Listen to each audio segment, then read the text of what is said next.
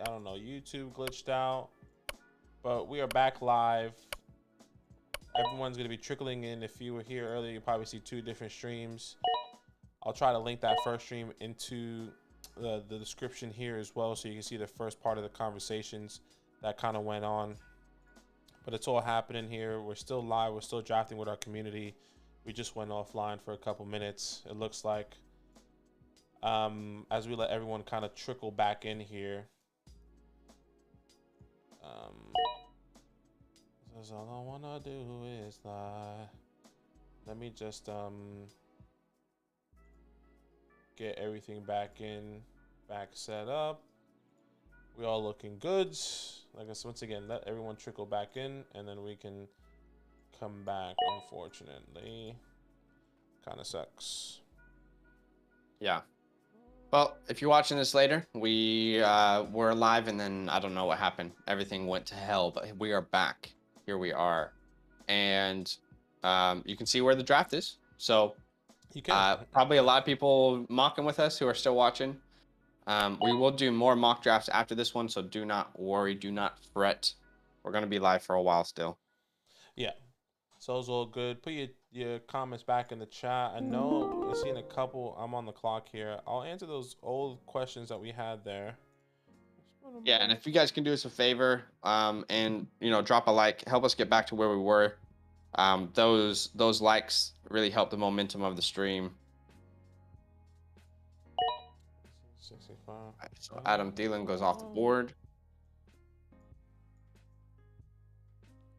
I've been here for long. Yeah, once again, say what's up if you're in the chat. I know we had a couple questions over there. It says, TE, would you trade Tyreek Hill, MVS, and Sky Moore for Ayuk, Pittman, and Juju? Sky Moore for Ayuk, Pittman, and Juju. If this is redraft, I would definitely take the Ayuk, Pittman, and Juju side. HEJ also said, would you trade... Here we go. For redraft, would you trade Chase and Swift for Jefferson and Javonte? I think that's just a lot of remove. I don't think that is a massive upgrade or downgrade. Both of these guys are kind of really back to back in my rankings, both in the Chase and Jefferson and Swift and Javonte.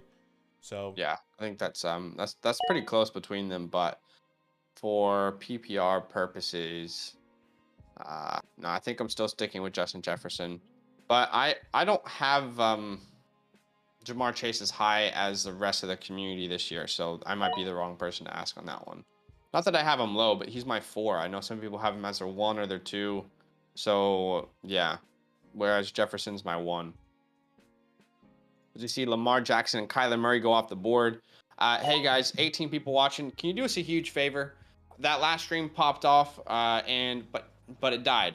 But in order for our stream to grow, for some reason, likes are what the algorithm likes. So if you can do us a huge favor and drop a like, that's just going to help this stream grow. We appreciate the love, appreciate the support. So if you could drop a like for us, that would mean a lot. We got more mock drafts coming, obviously the rest of the day as well. We see Clyde goes off the board, as well as Brandon Ayukin. So I was like really content to take Christian Kirk at the 6'9", but I thought to myself, he's going to be there at the 7'4", and here he is. So I'm happy to draft him here as my 3rd wide receiver. And then this feels pretty good so far. Obviously, I'm not in love with my wide receivers. Would I rather have, let's say, a T. Higgins, Hollywood Brown, DK? Right. And then maybe go Schultz there. I don't know the answer, but I do like having Pitts on my team. It does feel good. So yeah, this is going to be interesting to see how I end up feeling at the end of this. Dog, would you take Cooper Kupp for a 2nd round pick if you are trying to rebuild, or wait until Watson comes back and try and get more value? I would wait until Watson gets back, try to get more value. Yeah, I think you can kind of sneak in a first potentially when Watson comes back and they kind of see that chemistry with him, in my opinion. So yeah, keep in mind, Deshaun Watson was able to make Will Fuller a top 12 wide receiver. So when he's back, I'm pretty sure Amari Cooper is going to be an incredible fantasy option. ATJ says, I really like Jefferson, but I think the gap between them is smaller than the gap between Swift and Javonte, but was curious. Yeah, and if that's how you feel, then you got to follow your heart on those trades sometimes. So definitely understand your perspective there. as we see Amari Cooper, Schultz, and Jalen Hurts, as well as Miles Sanders. Yeah, I mean, there will be a Superflex draft, Trippy. Yes, there will, right after this. We're seeing some of these guys. I mean, I guess it's getting to that point, you know. Damian Pierce going in the 6, Chase Edmonds going in the 6 as well, going ahead of guys like Tony Pollard, Clyde, Miles Sanders. Obviously, all these guys are you know, kind of. Would you anticipate, because I am anticipating that Damian Pierce is probably solidified 6th-round pick now. Oh, 100%. I'm not saying it's wrong. I'm just saying, yeah. No, I'm not saying you are. I definitely agree though. Like, he's 100% solidified 6th-round pick, and I think now with everything happening that has happened, I think people are a lot more comfortable taking him a lot higher, knowing that, believing in the confidence of the team and Lovie Smith saying Pierce is our guy. And I think Chase Edmonds, I wonder if that is our community, because we haven't seen him go this high as of yet. But he's here at the 6'4", so I don't mind that. There goes Ramondre Stevenson at the 7'2", and Rashad Penny at the 7'11". He also takes Singletary, which feels really good here. Okay, Trippy, will there be a super flex draft today? Yeah, I think we'll definitely do. We don't do half PPR. I think we'll definitely do a full PPR, but there will definitely be a super flex one tonight as well. Casey said Pierce is overrated. Everything from the Texans is that it's a committee. Every form the Texans that, and we're not saying it's not a committee. We're not saying that some other people aren't going to get work. Who's going to be the primary first and second down back is going to be Damian Pierce. He's going to be a good late round running back that you can plug and play every single week, and guaranteed he will fall into the end zone. It's not saying, all right, we're in the red zone. All right, it's, you know, first and second. Somebody let Rex Burkhead come in. No, it's going to be Damian Pierce. It's going to be the guy. Is he going to get a pass? Is he going to catch passes out of the backfields? Maybe not as much as Rex does, but I won't be surprised if we see him do that as well. Yeah, I just think it's all opportunity based for Damian Pierce. I don't really like him all that much as a prospect, which is funny. Like, we made a video the other day and on our Dynasty channel, and someone said to me, "Can you stop hating on Damian Pierce? Like, why do you keep saying that you didn't like him as a prospect?" And I'm like, should I now say that I liked him as a prospect? Now that, like, there's hype around Damian Pierce, should I lie to you in these videos and tell you that I liked him as a prospect? And then I think he said, "No, but you could get some glasses." And I was like, all right, fair enough. Like, you're just a hater. But again, like, Damian Pierce, I don't believe in him long term, but he's a volume guy this year. So I think that's how he's going to thrive. That's how I view him. Yeah. Chad, would you start running backs over wide receivers in half PPR? I think it all depends on the running back and wide receivers you have there. You know, if you have guys, in my opinion, if you have guys that aren't necessarily getting the touchdowns, aren't necessarily getting the opportunities, then maybe the wide receiver could be a better option in the flex position. But I think at the end of the day, you know, half PPR and a guy that's going to get hyper targeted, I think I would still always want him in my flex position, to be honest.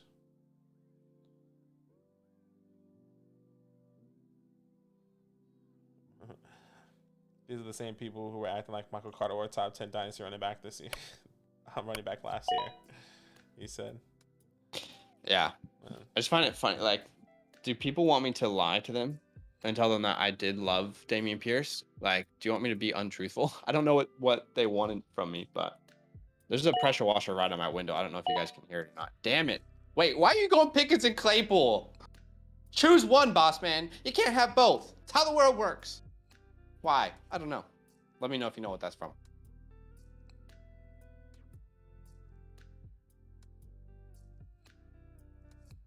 Badaki, you're gonna have to talk a little bit here while this guy's on my window. I had my mic. Would I have my mic muted the whole time? I hope I didn't have the mic muted literally the whole time I was just talking there. Was I not talking to you at all? Oh, well, he can't. He had the mic muted, but like. You were talking in and out, but yeah. Okay. Anyways, I was gonna say we can't hear that pressure washer, brother. Like, we can't hear anything. Genuinely, I'm not saying that you don't have to mute your mic. I'm just telling you, I don't hear anything. All right. Pierce is like Carter. TBH, doubt Pierce is relevant fantasy asset at this point. Sup, boys? Any chance you can rate my redraft team? Send it through. Maybe we definitely can. There goes And I feel Garrett like rating Wilson. redraft teams. I feel like we get like 30 comments a day now. Everyone has their teams. Yeah, I know. Trippy says, not sure if you saw this comment or not, but in Dynasty League, would you trade Brees Hall in a 23 second for A-Rob, Waller, and Damian Pierce? League settings are super flex, PPR 0.75 tight end bonus. I mean, are you wanting to compete this year? Because if you're wanting to compete this year and win it all, with Waller's bonus, I don't think it's a terrible idea. But outside of that, like if I'm rebuilding, there's no way in hell I'm moving on from Brees Hall yet. Yeah, I agree. I agree, man. I think what Zach said, he hit the nail on the head there. Lakers, man, we good, man. How you feeling? How you feeling about this year with the Commanders? How you feeling about, let me ask you about the whole Brian Robinson thing. Obviously, he's glad that he came out okay, but are you kind of disappointed? Because I think everyone's disappointed because everyone thought that he was going to be really good in fantasy. As a Washington fan, well, these cuts, Jared Patterson's out now. How you feeling? How you feeling with your team? Let's go, team! Let's go. Freaking commit. So we see Tom Brady at the 9/11. We have a friend that really believed in Trey Sermon. Yeah. Like, said he was the next Le'Veon Bell. He had said that he was the world. Like, he is the guy. And that the 49ers got, and he, mind you, he's not even a 49ers fan. I guess he was just a Trey Sermon fan. Yeah. And now he's getting cut. He is really upset. Putting in the chat. You guys really can't hear that. You can't hear that? No one in the chat can hear that? I'm going to pause everything that I have right now. I'm even going to pause the music. Okay, well, they just turned it off, so. Oh. I genuinely didn't hear anything. Usually you hear something in the background, like maybe really faint or something, but don't hear anything. Fair enough. Hey, shout out to the 22 people watching the stream. If you can do us a huge favor, you know what I'm going to say. If you can drop a like for us, that would be much appreciated. We would appreciate that more than you realize. Give me MVS here at the 10-9. I like MVS. I like his usage in the preseason with the first team. I'll take a shot on him. Over there on Twitch, I saw Too Legit said someone took Travis Kelce with the 2-1. Gross. I mean, doesn't feel gross to me, but fair enough. Yeah. Gross. Absolutely gross, brother. MJ23, it's only been a year, guys. He said, aka Philly Mike. AKA Philly Mike. I'm trying to connect the dots here. Philly Mike. I feel like, there used to be someone in the chat named Philly Mike. It's been a while, though. A year's a long time, man. Yeah, man. That's so long ago now. Feels like forever. Ethan Jason said, nope, nothing, no noise. All good. Laker fan. So sad about B-Rob, but it could have been worse for sure. Yeah, definitely could have. Commanders, I'll be at the game week 1, but I'm not very confident in this team. The back 7 seems pretty bad to me, but it's the NFC East, so you shouldn't be confident in the Washington Commanders. That is the right way to approach. Typically, the right way to approach is to have as little confidence as possible. That way, you're not hurt. Just protect yourself from being hurt, and you'll be fine. This guy. All right. Give me Erwin Wajas. I can't believe how good the late round quarterbacks are this year. Yeah, I'm gonna take Matthew Stafford. Round 11. You guys, he said I was always doing DraftKings. I asked mad questions on who to start. Yes. Welcome back, MJ. Back in 82 says, do you guys like sparkling water? I mean, I'm okay with sparkling water. I like flavored sparkling water. Like, sparkling water as its own entity is just like static TV to me. I just don't understand why we're doing it. But if you put some flavor in that, like there's a Palmer, what's it called? A passion fruit sparkling water drink. I mean, that's fire. But just regular sparkling water on its own it just doesn't make sense to me. Um, Yeah, I'm what's not a the fan of sparkling water, to be honest. hmm, What's the temp on what's the Earths now? temp on Ertz? I think Badaki and I are both still confident in him, despite some of the negativity, or not negativity, the doubts around him in the fantasy community. But we still have just as much confidence as we did a couple months ago. Yeah, agreed. If he's not in question for if he's in question for week 1, it's all right. I think we still believe he's gonna produce. Yeah. Would you take Najee top 8? The offensive line scares me. Yeah, I definitely would. I think he's still gonna get the opportunities on the ground and in the air. You mean Offensive line. top 8 as far as like as a running back, or top 8 pick? Because I actually have Najee Harris as my RB8 this year. I'm a Yeah. little bit more hesitant on him than the average person. So I wouldn't take him as the 8th overall player. He would more be like my 11th overall player, which means I won't have a lot of him. So I think it depends on like the context of the question in order for me to answer that one. Yeah. Kamara not going around one blows my mind. Yeah, I mean, a lot of people are hesitant on the suspension if that's still going to happen. We just don't know yet, and so we gotta wait and see. Are you guys gonna do pre-game lineup advice streams? Yeah, so start sit advice, we're definitely doing it.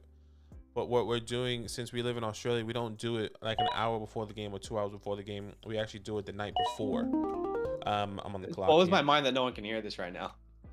Like this dude's banging on my window. Yeah, literally nothing, brother.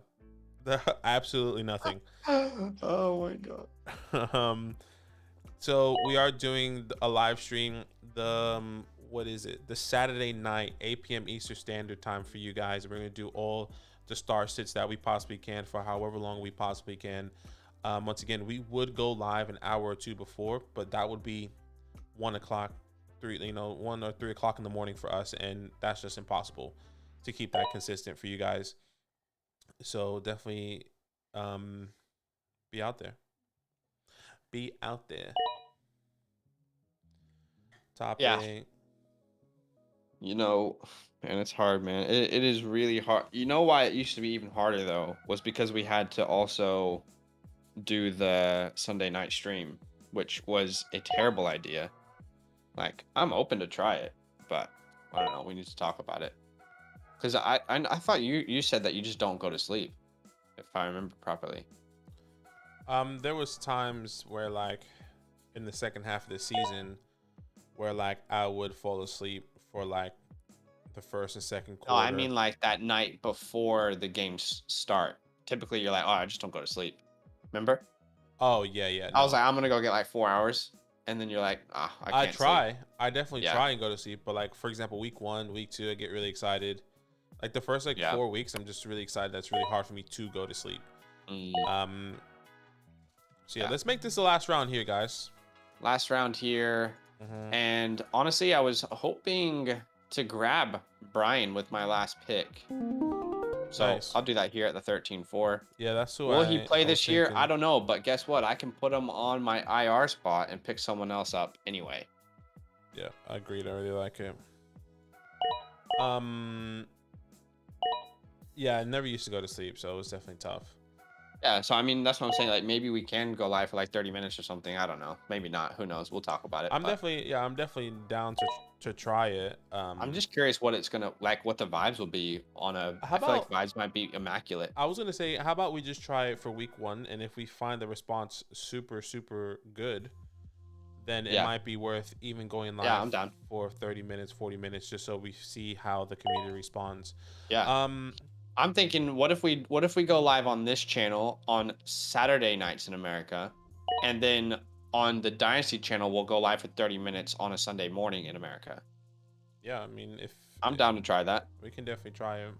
We'll talk about logistics and stuff. All right, I'll have my people talk to your people. Yeah, just send me email. CC me. That's the last pick there. CCD, love me. Let's just answer some questions here. We're gonna do another draft as well right after this, so stay tuned. Najee scary this year. I get it. MJ, should I go Antonio Gibson since Robinson's hurt like 3rd or 4th? I don't think 3rd or 4th. I mean, we saw it here. He went at the 6th. I think that feels a little bit more comfortable. The 5th, excuse me. 5th or 6th feels a lot more comfortable for me.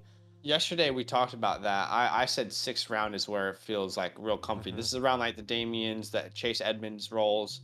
So that's where I would say I feel like I'm comfortable to take a shot. Yeah. I'm not sure he's gonna get the same targets he would get last season. Was a dude literally hurt people. Literally hurting people to get a couple yards. Who is he talking about? Najee. Najee. Oh, okay. Najee Harris. Okay. Yeah. I feel like I'm much lower on Najee than like the community as a whole. For him being my RB8, I feel like people like that's pretty low for a lot of people. I got pick 11 in both my leagues, and I'm praying for Kamara and Diz to make it to me. This also me trusting Adam. Probably will for sure. Yeah, I think it definitely will. Yeah, they'll probably be there. Love the sparkling water. 100% agree. Why would you mess with my quality? Exactly. Yeah. Exactly. Gatorade. Gatorade. Yeah. H2O. We're definitely doing more mock drafts. Yeah. Joshua. Let's pop one off. Yeah. Send me a link. All right, let's do this as you continue to. We're gonna do a super flex draft now. So you guys feel free to, join us. And if you don't know how to join us, step 1 is to join our Discord. And I will paste the link in the chat there for anyone to join if they'd like to. And over on the Twitch stream, I'll put it in the chat as well in case anyone wants to join us. But it is first come, first serve. Can we please ask that if you were in the mock draft that we just did, please consider allowing other people to have a chance to join this one. It is a community. We do want to back each other and have each other's back. So let's give everyone a chance to really practice in these drafts. This is super flex. Again, if you were in the last one, please consider not joining this one. At least allowing people, a couple minutes to join. So I'm going to go ahead and paste a link over there in the Discord. Link to join the Superflex mock. And here we go. And it's going to be sent. 844 people in the Dizzy, which is incredible. Come through, baby.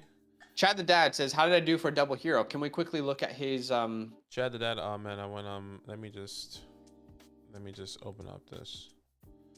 Yeah. Mock draft completed. Redrafts here. Chad the Dad. Where are you at, brother? Here we go. Double hero. He's at Yeah, it looks great. I really like it. I really do like it. The only thing I probably am doing differently though is I'm going Dalvin Cook over Najee.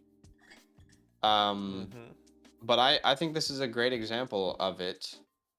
Trying to think of what else I might do differently. I think for me, something that I would do differently is like Renfro. I love Najee and Renfro, but I love Najee and Saquon. But like, I think I need to have more security in my running back depth.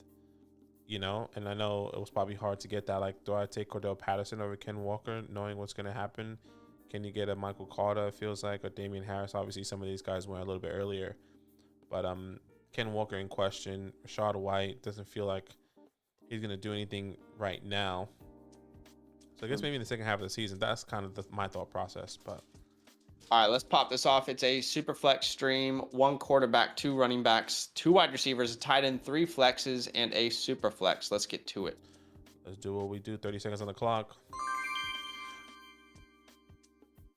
Wow, that was like a different sound. I'm on the clock. Right, my bad. Here we go. I'll take Josh Allen. Okay, I was like, wait, what? That sound felt a little bit different. There's something in the atmosphere, man. The atmosphere is changing.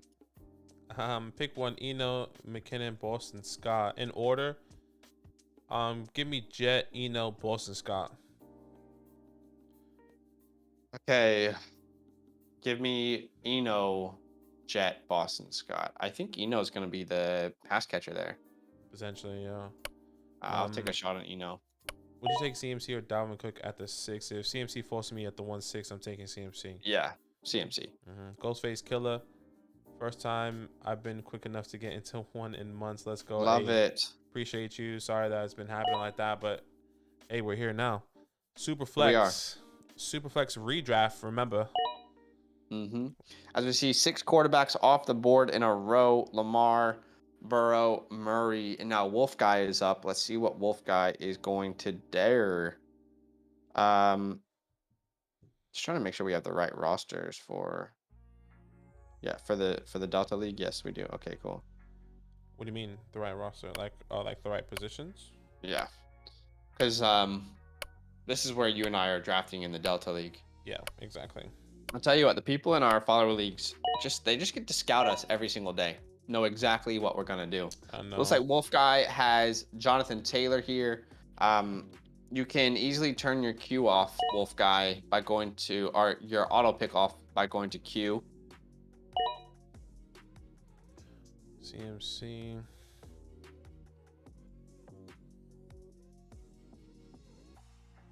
This is where it's gonna get interesting.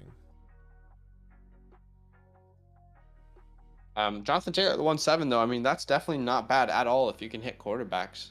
No, yeah, I mean, I think it's good so far. Jonathan Taylor, there goes Jalen Hurts, there goes Russell Wilson. Watch out. Wilson, okay. Last time I did, gosh, man, this is so tough. I mean, I doubt this is going to happen, honestly. But if Cooper Kupp and Jamar Chase are there, how am I not taking this? In a super flex, but at the same time, like, who the hell is going to be my quarterbacks? Oh, it is like towards the end of the board, it really is such a tough, like, it is tough to know exactly what to do towards the end of the board. You got these elite positional players, but you know that quarterbacks are not going to be on the board. And Badaki and I, you know, we kind of started doing super flex leagues last year. In Dynasty, we've been doing them, but for redraft. And we tried to do zero quarterback strats and like late quarterback strats rather. And let me tell you, it was not fun. It wasn't good. No. It was not fun. All right, catching up with the chat. ATJ says, I know there's a few people still mocking that have no real leagues left. Hey, to be honest, even when we have no leagues left, we'll probably still mock. I feel like mock drafts and like these live streams feel like such a good pulse on the community. It's, you know, 100%. I know some people out there who actually say that they, you know, when they're working out or they're going to work, they just put it on the background to listen to. So that's awesome that people, you know, view it like that. Patrick Surtain starts with Jalen Hurts and Trey Lance. I love it. Surtain could have 1,800 rushing yards from his quarterbacks this year. I mean, that's incredible. Well done. Be careful. The Derrick majority Henry is off the go. board. Huh? God did. No. God did. God did. Matt Stafford off the board as well. Honestly, let's see what these guys are. If I didn't go Cooper Kupp, Jamar Chase, I would have went Tom Brady, Matthew Stafford. I'll be completely honest with you. That's where I would have gone. I would love to see how my team pans out here because I do believe this is a real place for me. Where some of these positional values, like even if it's like Cooper Kupp, CMC, or Cooper Kupp and just really, I think this is the only scenario I would probably take 2 wide receivers, but we'll see. Cooper and Chase would be silly. Lawrence for a breakout year? Question mark. I mean, that's who I'm going to have to target potentially. Let's see how the board falls. Yeah. Man, I do love Trevor.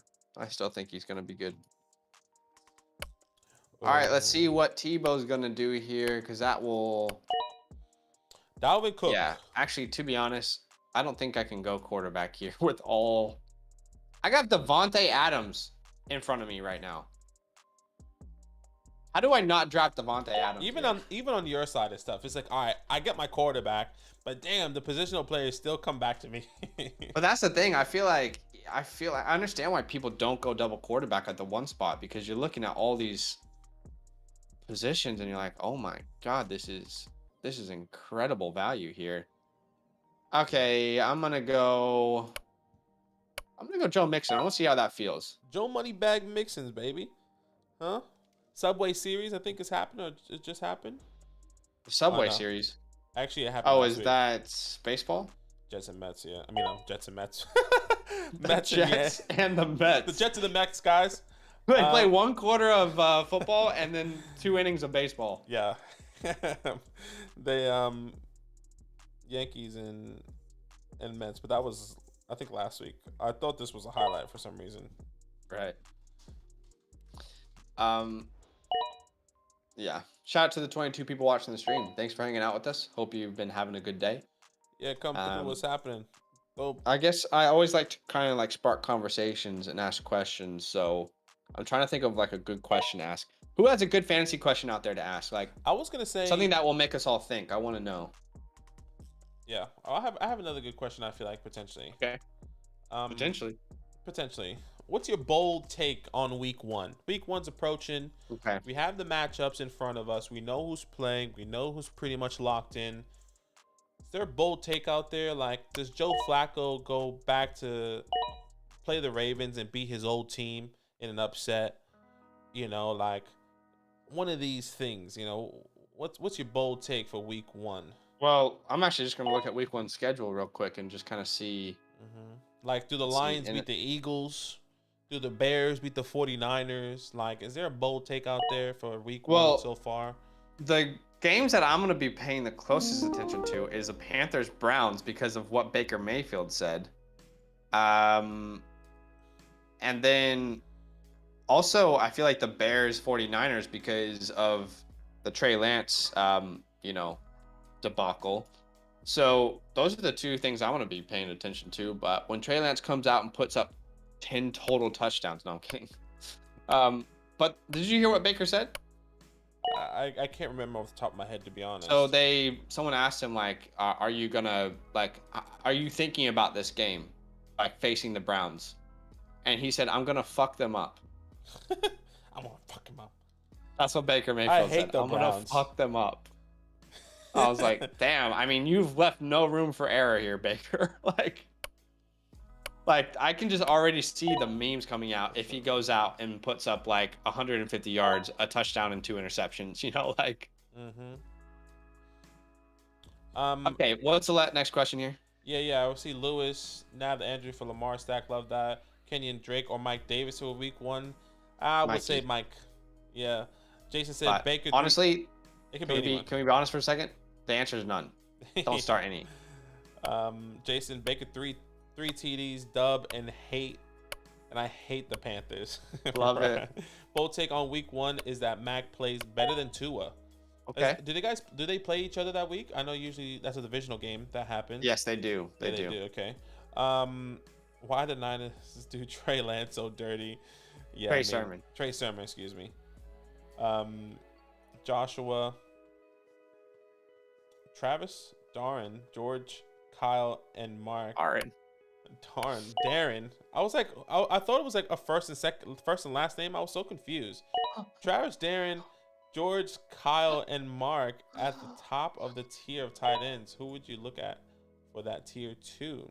I feel like Travis and Mark are in their own tier, and then I have Kyle Pitts in his own tier. So Kyle Pitts is his own tier 2 to me. And then after that, I would have guys like Waller, Schultz, Kittle, Ertz. Yeah, so I have Travis, Mark, and Kyle Pitts on the same tier, and then I have the George Kittle in the second tier. I do put them all in the same tier, the top 3. So yeah. This is interesting, man. This is interesting. I mean, I'm looking at the board and definitely not going quarterback now. Like, there's no way in hell I'm spending a quarterback pick here. But I feel like I'm in a pretty good position still because I have Keenan Allen right in front of me. And now I need to make a decision. Do I wait on these RBs? I don't think I can. I don't think I can wait 24 picks to get my RB2. So let me get Travis Etienne here at the 5-1. I cannot wait and then have Kareem Hunt as my RB2 on the comeback. That's fair. He said today he never said that, but that he really wants to win. Yeah, I mean, fair enough. We'll see. Jason said, why is everyone ranking Javonte over people like James Conner when Hackett said he wants a committee? I think it's just based off talent, to be completely honest. I mean, this offense is going to be significantly better this year, especially with Russell Wilson. Javonte Williams clearly the better running in that backfield. If we say James Conner or Javonte Williams just as a talent, I think the whole community will say Javonte Williams. One. Number two,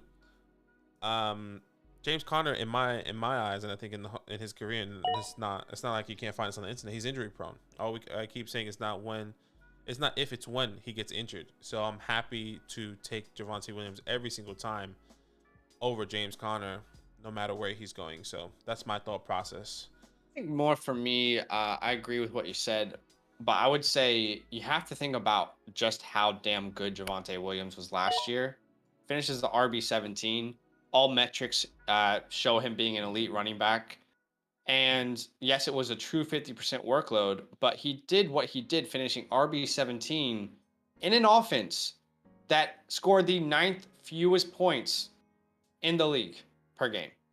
So now into Russell Wilson. Think about what that did. Think about what Jamar Chase did for the Bengals offense for Joe Mixon. I mean, that's what we could see this year for Javonte Williams. And I think people out there who assume that James Conner is just going to be like a workhorse there and there's not going to be a committee, I don't agree. I think James Conner will be the goal line running back and he'll get most of the opportunities. But I think, Benjamin could be involved. I think Darrell Williams could be involved. So as much as we think Javonte, okay, so he only gets a 60% workload, what is James getting? Is he getting a 65% workload? 70% is much higher than people realize. Dalvin Cook, over the past 3 years, has averaged 70% snap share. So my question is just like, what offense do you want to be attached to more?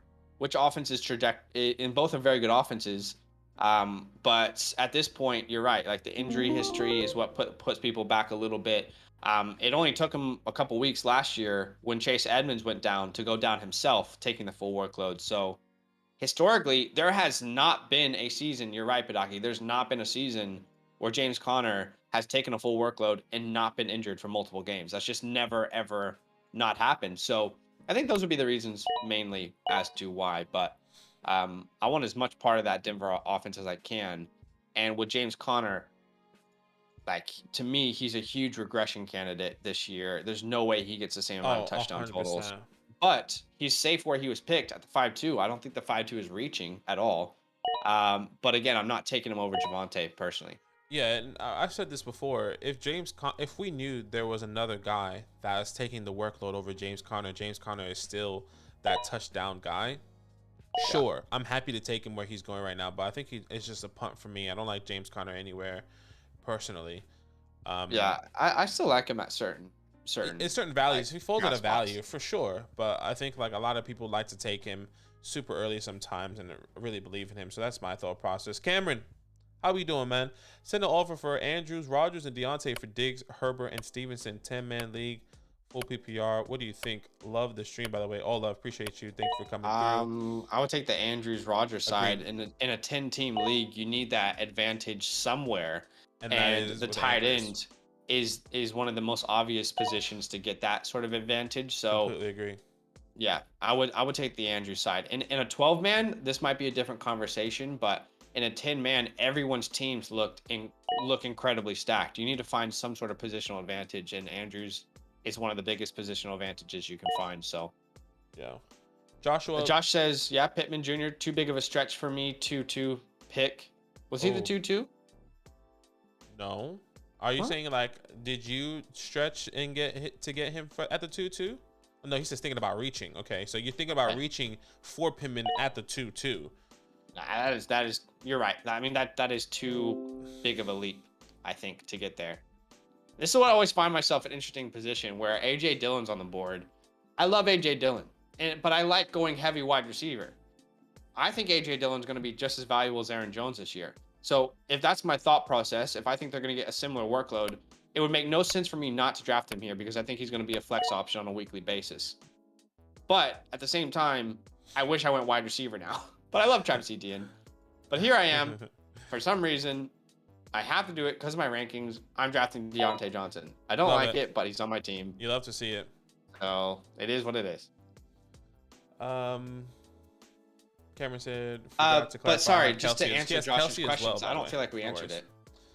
I personally, I wouldn't be reaching to get Michael Pittman at the 2-2, whether I believe he's going to have a massive breakout or not. I think he's fallen in a good position. I mean, even if you go back to our last mock draft here, he went at the 3-8. So if you're at the 2-2, meaning you're at the 1-11, so you're not believing that he's going to fall back to you, which is fair. But I mean, you can get someone like T, Cortland Sutton, Allen Robinson. I think these are guys that can finish just as high or even potentially higher than Michael Pittman just based off their quarterback play, to be completely honest.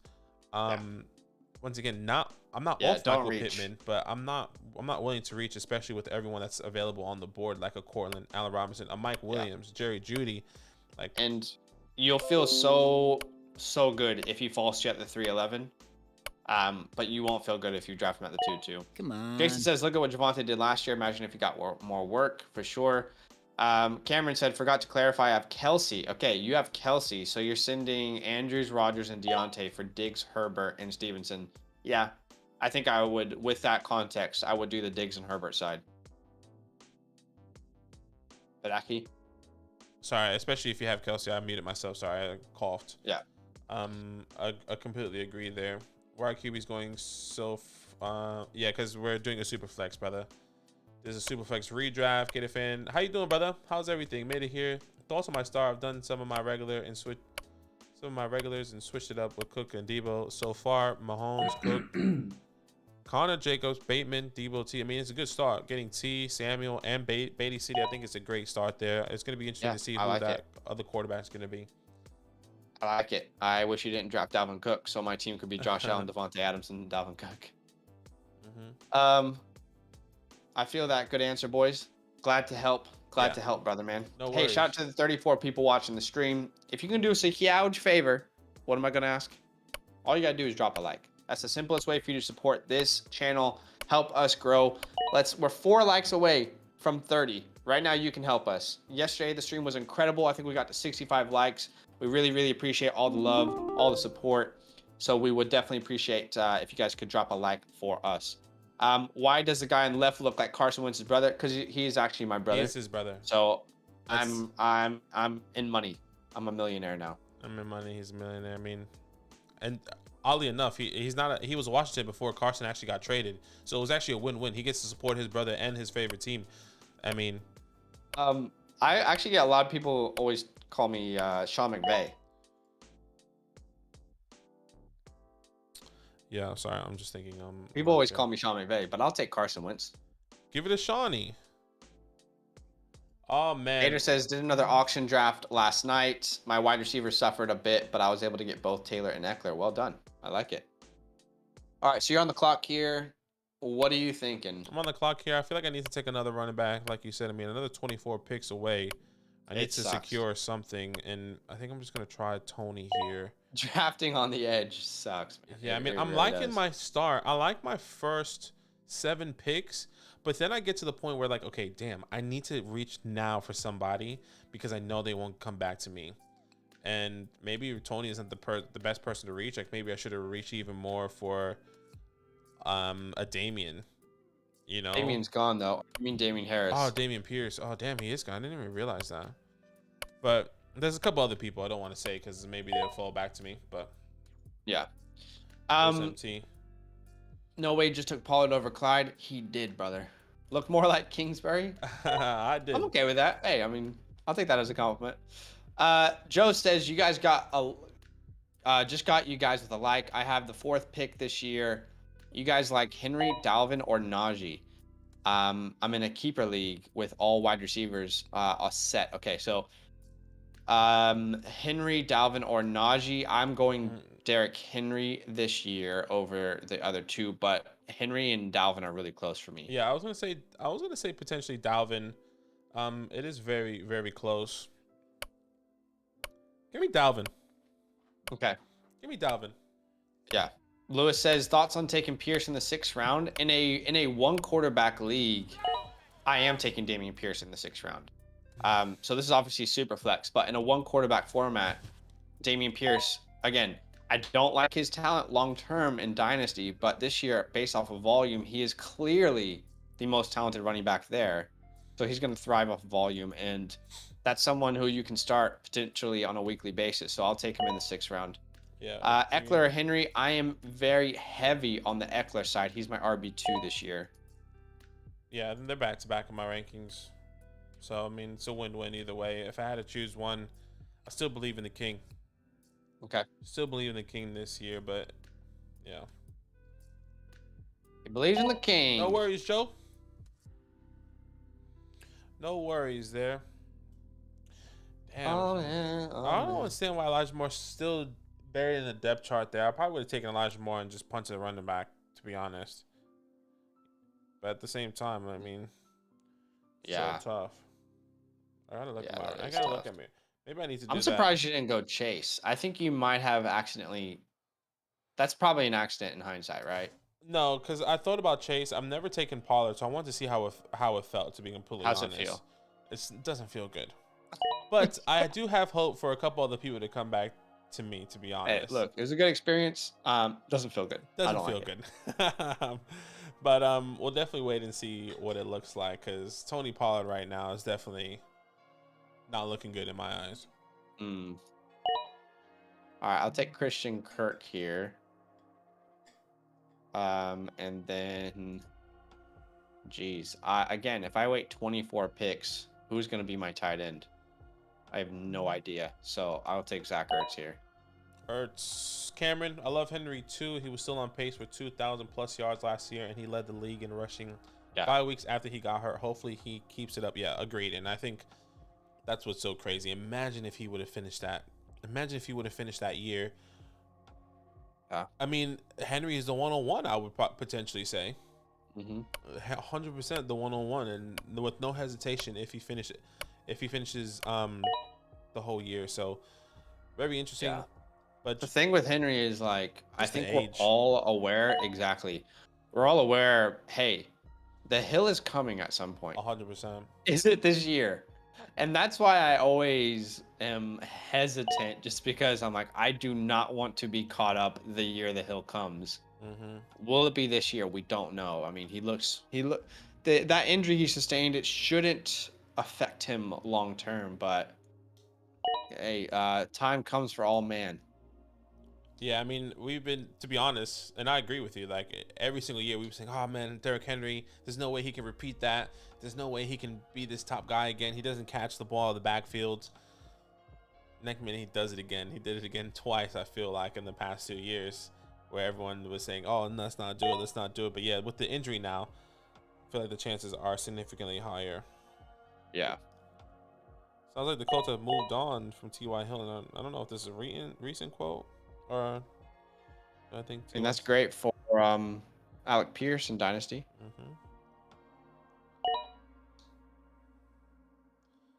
Ryan Tannehill goes.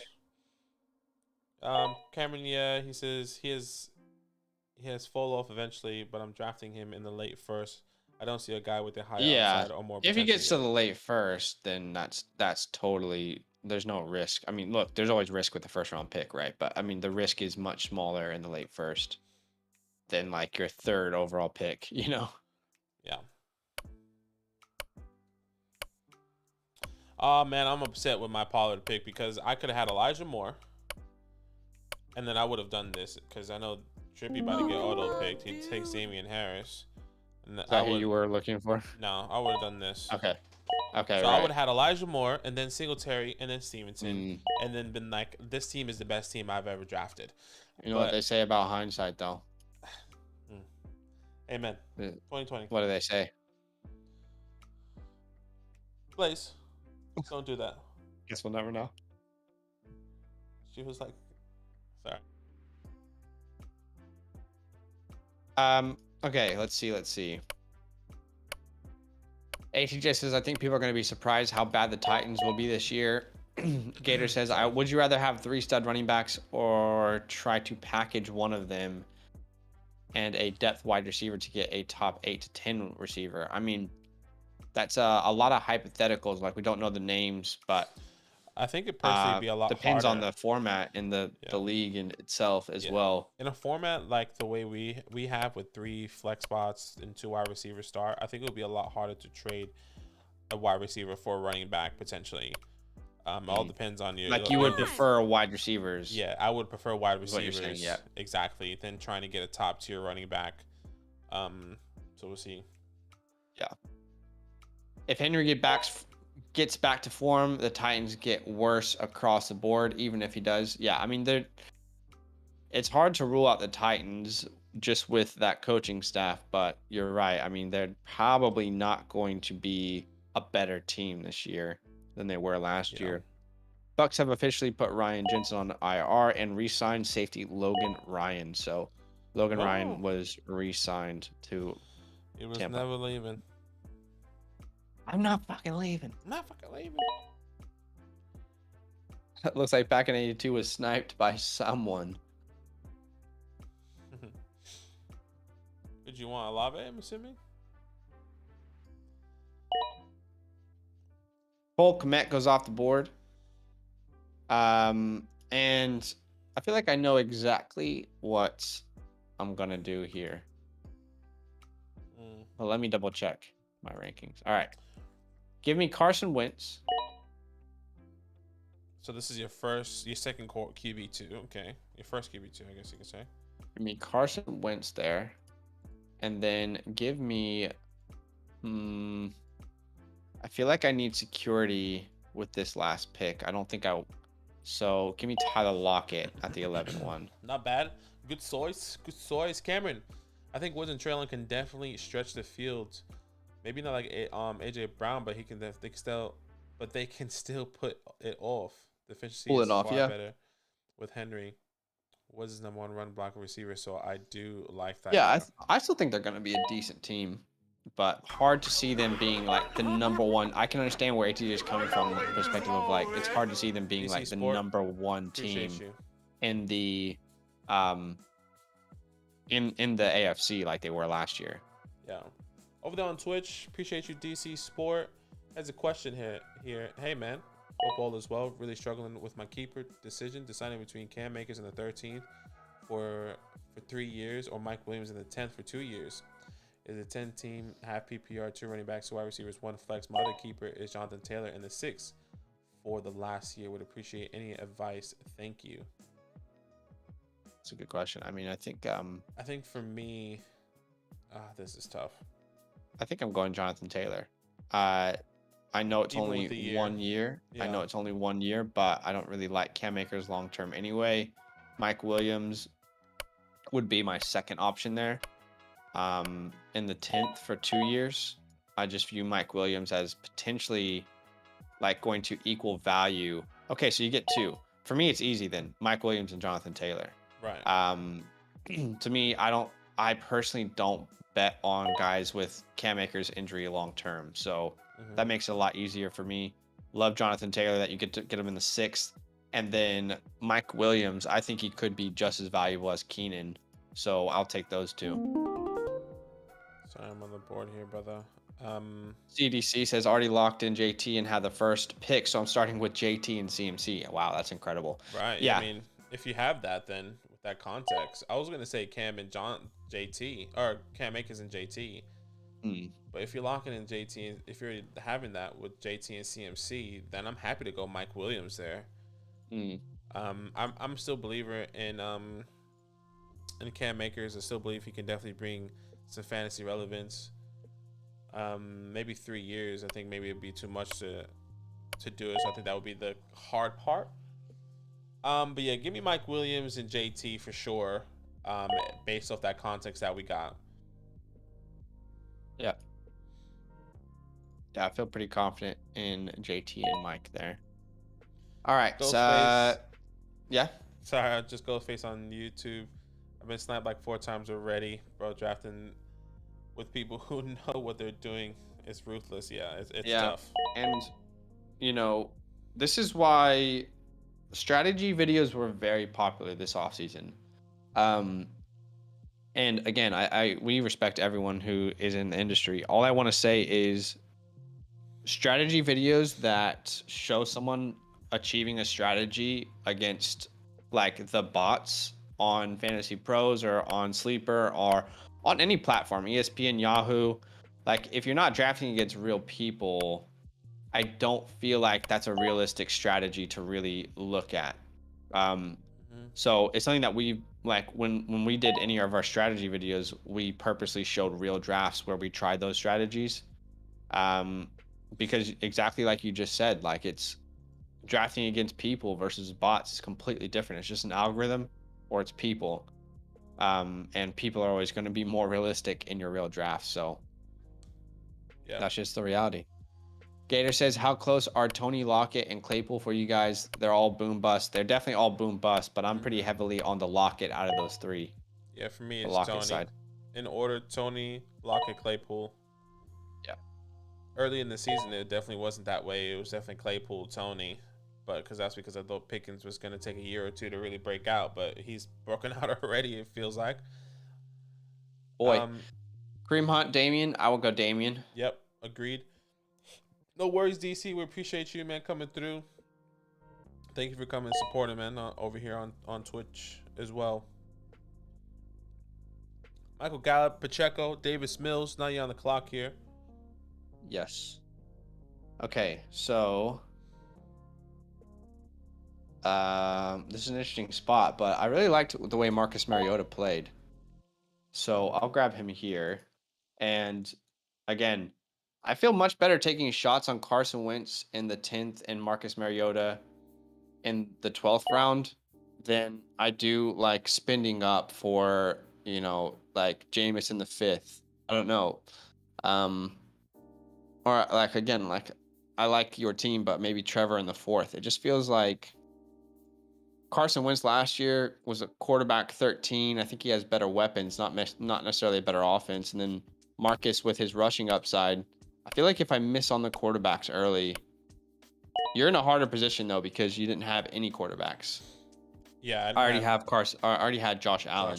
Yeah. So anyway, I feel like if you're at the top end of that board, I think I will not force a quarterback 2 on the back end. Yeah, I think I'm really confident in some of these late round guys. I'm really confident in the Golfs. I'm really confident in the Mariotas. I'm really confident in even Mac Jones in the 9th here, just giving me that base level of points that you probably need every single week, whether that's 10 to 15 or 15 to 17 points. I think these guys can definitely bring it for you. Obviously, you're not going to get the massive upside like a Tom, like a Dak.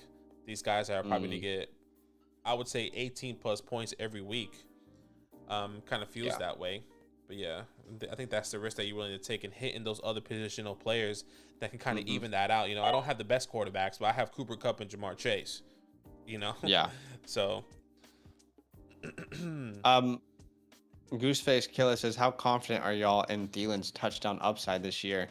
It's a good question. I mean, before Thielen's injury, I believe he was a top 8 fantasy wide receiver, if not top 7. Yeah, he was up there. So I feel like his value, it's going to be really hard for him to bust because you're not having to draft him in like the 3rd round where he was last year. This is super flex. He went in the 7th, but even in like a 1 quarterback league, he's typically going in like the 6th anyway.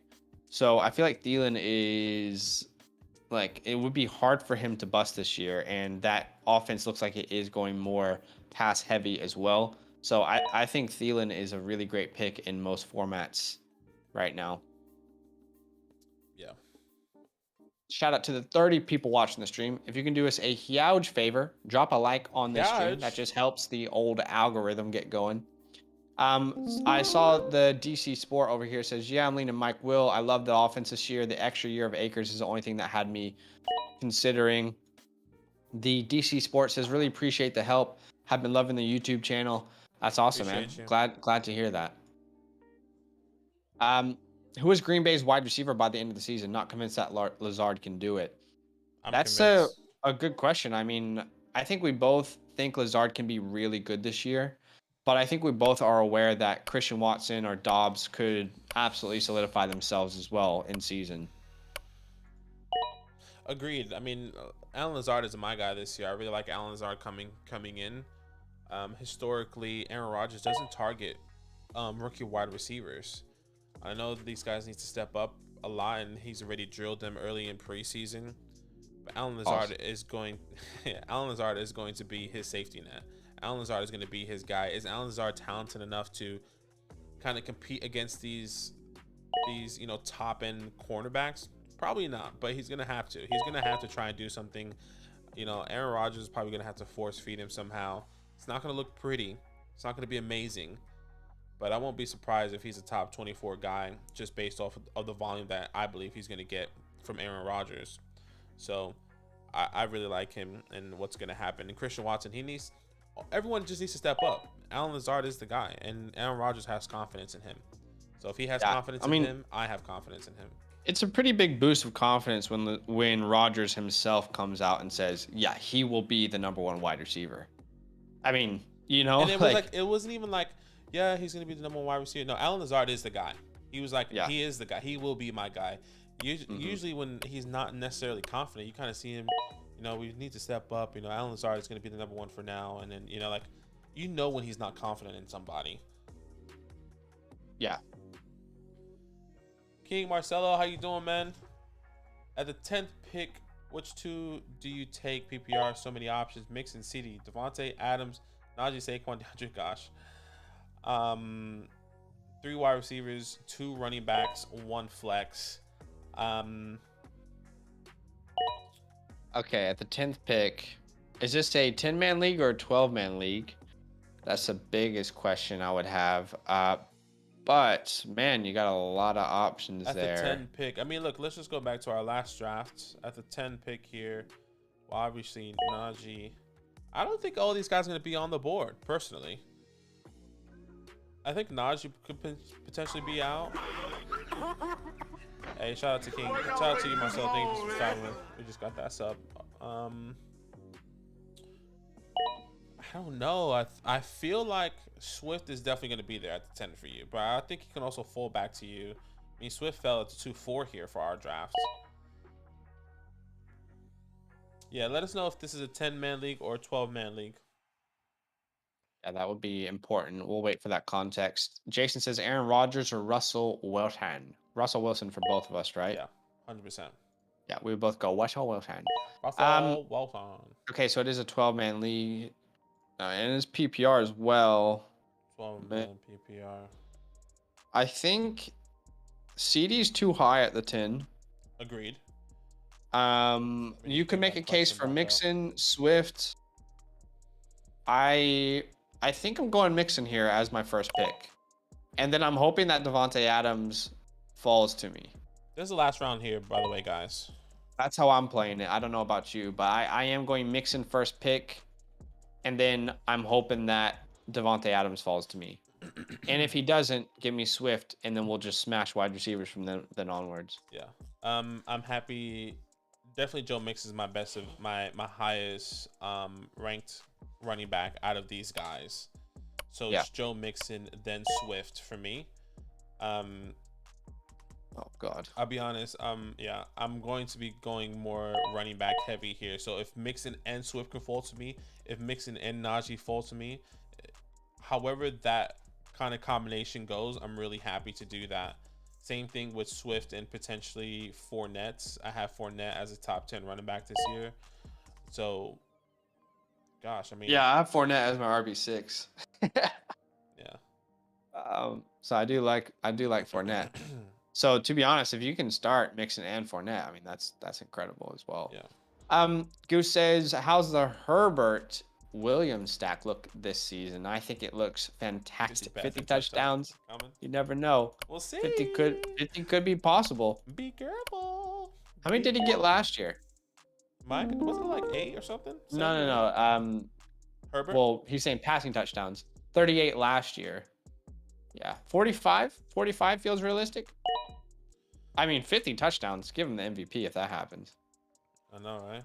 Jason says, how y'all feel about Najee CD hits start in a 10-team PPR league? That's great. I like that start because, again, you want to, differentiate yourself from the rest of the league. Everyone's going to have good teams.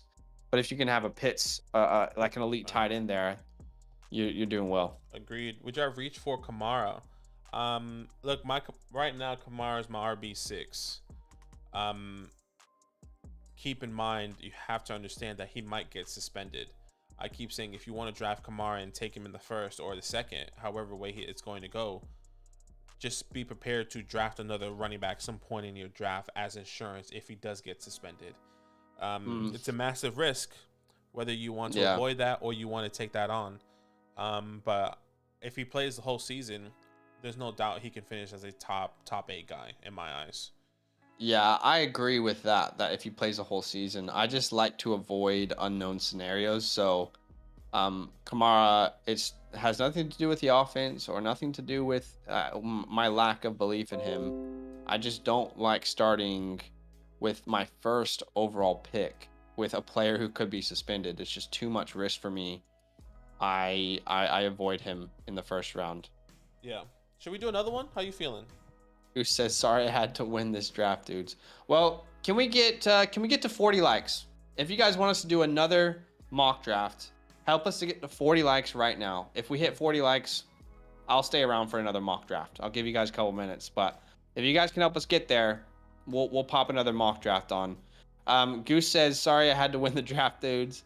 Nice. Did we actually did we get Gator's question? No, we didn't. In that auction draft I mentioned earlier, it was a 2-quarterback league. I got Cousins, Carson Wentz. Cousins, Carr, and Wentz. I like that. That's pretty good. I like that as well. Trippy says, I don't think he's going to get suspended this year. I'm taking him at his value and running. Yeah, and if he doesn't get suspended, he will be a really good value. Yeah, like exactly. 100%. I've definitely taken a chance on him. I think in one of our, I don't know, did I? Let me double check. I feel like I have. Maybe I'm just getting confused with some mock drafts. Yeah. But, again, guys, we are 5 likes away. If you can get us to 40 likes, we'll go ahead and commit to another mock draft right here, right now. We'll fire up another one. We'll send it off into the Discord. 5 likes away from 40. If we hit that 40 likes, we'll go ahead and fire up a stream. Another mock draft here. 4 likes away now. You can help us get there. That's right, I am Dark. Any concerns with Najee after seeing that O-line? I mean, my concerns have been a lot. How do I say this properly without sounding like an idiot? I've been worried about Najee, is what I'm trying to say, like most of the offseason. And O-line, if you like, look, PFF is not everything, but PFF ranks him, I think, is like the 6th or 7th worst offensive line for fantasy purposes this year. Big Ben is gone. I don't think they're going to dump off to the running back as much. Yeah. Then this injury that comes up out of nowhere. Again, I think he's still safe to draft, but I'm not drafting him where everyone else is. He's more like my 112 this year rather than like the 1-6 where a lot of people are drafting him. So I don't think I'll have a lot of Najee Harris. 2 likes away from 40. Again, if we hit 40 likes, we will fire up another mock draft here. For you guys. Yeah, Gator fan. For the league, I mentioned about 3 studs running back. The setup is 2 running backs, wide receivers, 2 flex. I don't remember what was the original question. Yeah, I mean, in that format, you really don't have to prioritize either way, but I think we would still, in those flex spots, prefer to prioritize wide receivers because of the PPR status. No worries. Back into you says, tell your family, tell your friends, tell your neighbors, call your grandma and tell her to hit the like on the stream. Hit the like. That's right. Said I got 2 likes away from 40. Help us get there. Yeah. Chippy says, I've got a draft coming up, so he's got to practice super flex. Cooks, Hollywood, Allen Robinson are my top 3 wide receivers there. Yeah, let's hope Brandon repeats his performance last year. Back in 82 is saying hello to Trippy. Okay, guys, there's 38 people watching. 2 more likes. We just need 2 of you to drop a like. If no 2 pressure. Of you drop a like, we will fire up a mock draft, but I'm going to put a timer on this because we want to get a dynasty draft in potentially today. So let me put a timer of 3 minutes on the clock. If we can get 2 more likes in the span of the next 3 minutes, okay, we will start up another mock draft for you. So all we need is to hit 40 likes, and we will start one straight away. Help us get there. I think we need 1 more. I'm just trying to see if we missed anything over on Twitch. No, we did not. Now we're good over there on Twitch. Yeah. Well, I need to start editing this content as well. That's why I'm like, help us make it worth it, you know? Right. All those graphics are up, by the way. I know. I saw. I just went out and did it last night, late at night. Yeah, it'll be interesting how this Team 1, Team 2 thing pans out because it was really confusing when we were recording. Yeah, it was. Well, all those graphics are up. Yeah. Any other questions? Once again, what's the matchup that I mean, I'm looking forward to every single game, honestly, week 1. So I can't even say what's a matchup you're looking forward to. So I'm not even gonna go there.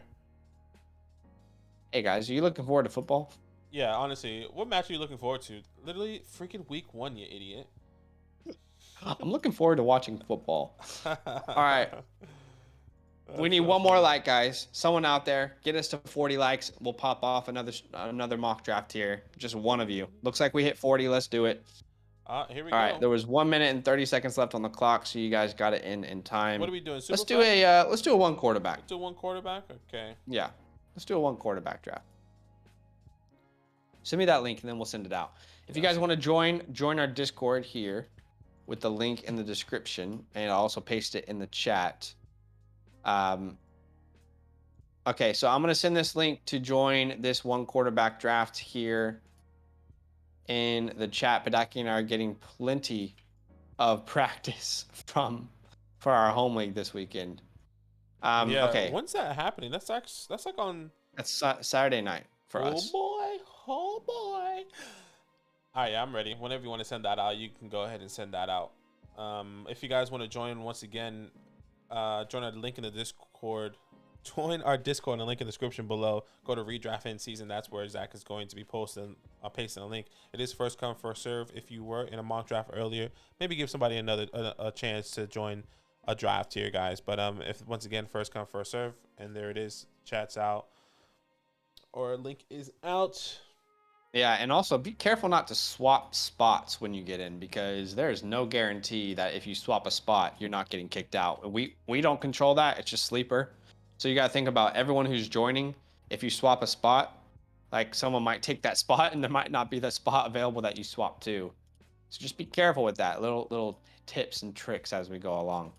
All right, so Gooseface Killer says, let me get your favorite teams from the next draft when it's said and done. Okay.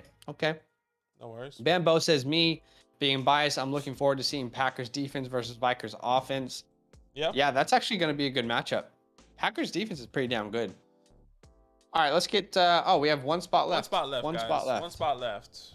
If you guys were in another one, just join now. First come, first serve. Also on Drake in Baltimore. Not necessarily in love with it. It's not like, hey, I'm running to the waiver wires to get him, unless maybe I have JK and his status is still in question for week 1. Other than that, he's just a fill-in piece until JK gets back for this team, in my opinion. I feel like for me, I agree with you. It's almost at the point where it's just so muddy now that there's no one that can start. Like, I don't know who to start anymore. Yeah. So I'm out on the backfield until JK is back. Gator says, I'm so glad I've been able to get Dameon Pierce in several leagues. What's his ceiling? I mean, his ceiling is like based off of volume, top 12. Like, that's truly his ceiling, but his floor is much, much lower than that. His floor would be like RB 40. So it is a wide range of outcomes for sure. Gooseface says, underrated matchup week 1 is Falcons Saints. Okay, let's talk it up. Michael says, would you keep Javonte Williams or Mark Andrews? PPR. Other 2 keepers are Jefferson and Kupp. No draft penalty to keep the players. Is this 10-man or 12-man, Michael? I feel like Let me know if this is 10. If this is 12-man, I'm probably going Javonte, but if it's 10, I think I'm going Mark. Yeah, I think I'm gonna go Mark on both 10 and 12. One spot left, guys. Once again, join our Discord, link in the description below. Go to redraft and in season, and you're gonna be able to join this draft right here. One spot left. I'll fill up. I tagged everyone. Yeah, looking forward to see Lance. Okay, Same. All right, we're full. Let's do it. Here we go. No one back out last minute. 3, 2, 1. Wow. All right, here we you guys go. like Sony on the Chargers, and would you handcuff him to Eckler? It's definitely very interesting. I think he's clearly the better back than Isaiah Spiller, but at the same time, there was a lot of talk about Joshua Kelly and how he was performing.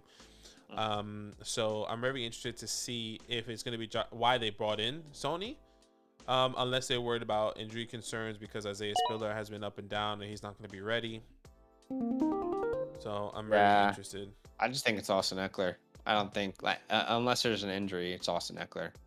But it definitely makes like owning Joshua Kelly much more confusing because you owned him because he was a handcuff. Now he's not a handcuff. So yeah, it's a bit confusing, isn't it? F off, dude. Bam says, do you guys Michael said you said 12 man. Did you say that? Okay. It's 12 man. Yeah. Okay, you know, now that I've thought it through, I actually agree with Badaki. Just because everyone's keeping certain players, I feel like keeping a tight end is going to differentiate yourself in a keeper league. So yeah, I would say give me Mark Andrews. Yeah. Jefferson. Jefferson at the 2. Connor says. Talk it up. Yeah, I got him at the 4 here. I love me some Justin Jefferson this year. Goes As you Coop, see, Derrick Henry, Cooper Swifty Kupp at the 1.7. Not saying Yeah. that's high, but that is, well, maybe it's a little high, but we've never seen Swift RB5. go this high. But I'm not opposed to it. Yeah, I don't think it's crazy. Yeah, it's not crazy. There goes Dalvin, Najee, Chase, Diggs at the 111. Now Goose, Face Killer, Joe Moneybag, Mixon. Why Henry over Cup at the 4, Badaki? Look, I understand. Well, one, I'm really trying this out because I'm actually don't believe that Cup is going to be available, and I feel like Henry might be a really real option for me. 2, just based off Cooper Kupp is always going to be my wide receiver 1. I'm always going to do this, and I would always take Cooper Kupp, but once again, just trialing it. But if I really had to give you an answer, I still believe in Derrick Henry and what he can do. I mean, we were talking about it earlier. He was on pace for 2,000 plus yards. He was clearly the RB1 literally the whole season until he got injured. Even after he got injured, Jonathan Taylor didn't catch up to him until about like 4 or 5 weeks later. I do believe he can continue to do that. I'm believing in him. So if Cooper Kupp is not on the board, Derrick Henry will probably be my pick here. But once again, I'm just trialing this for my home league, to be completely honest. Yeah, I think something that's also important is that while I have Jonathan Taylor as my 101, he was one of the lowest scoring points per game 101 or RB1s in recent history. Yeah. Derrick Henry on a points per game basis had over he was averaging like over 24 points, something like that.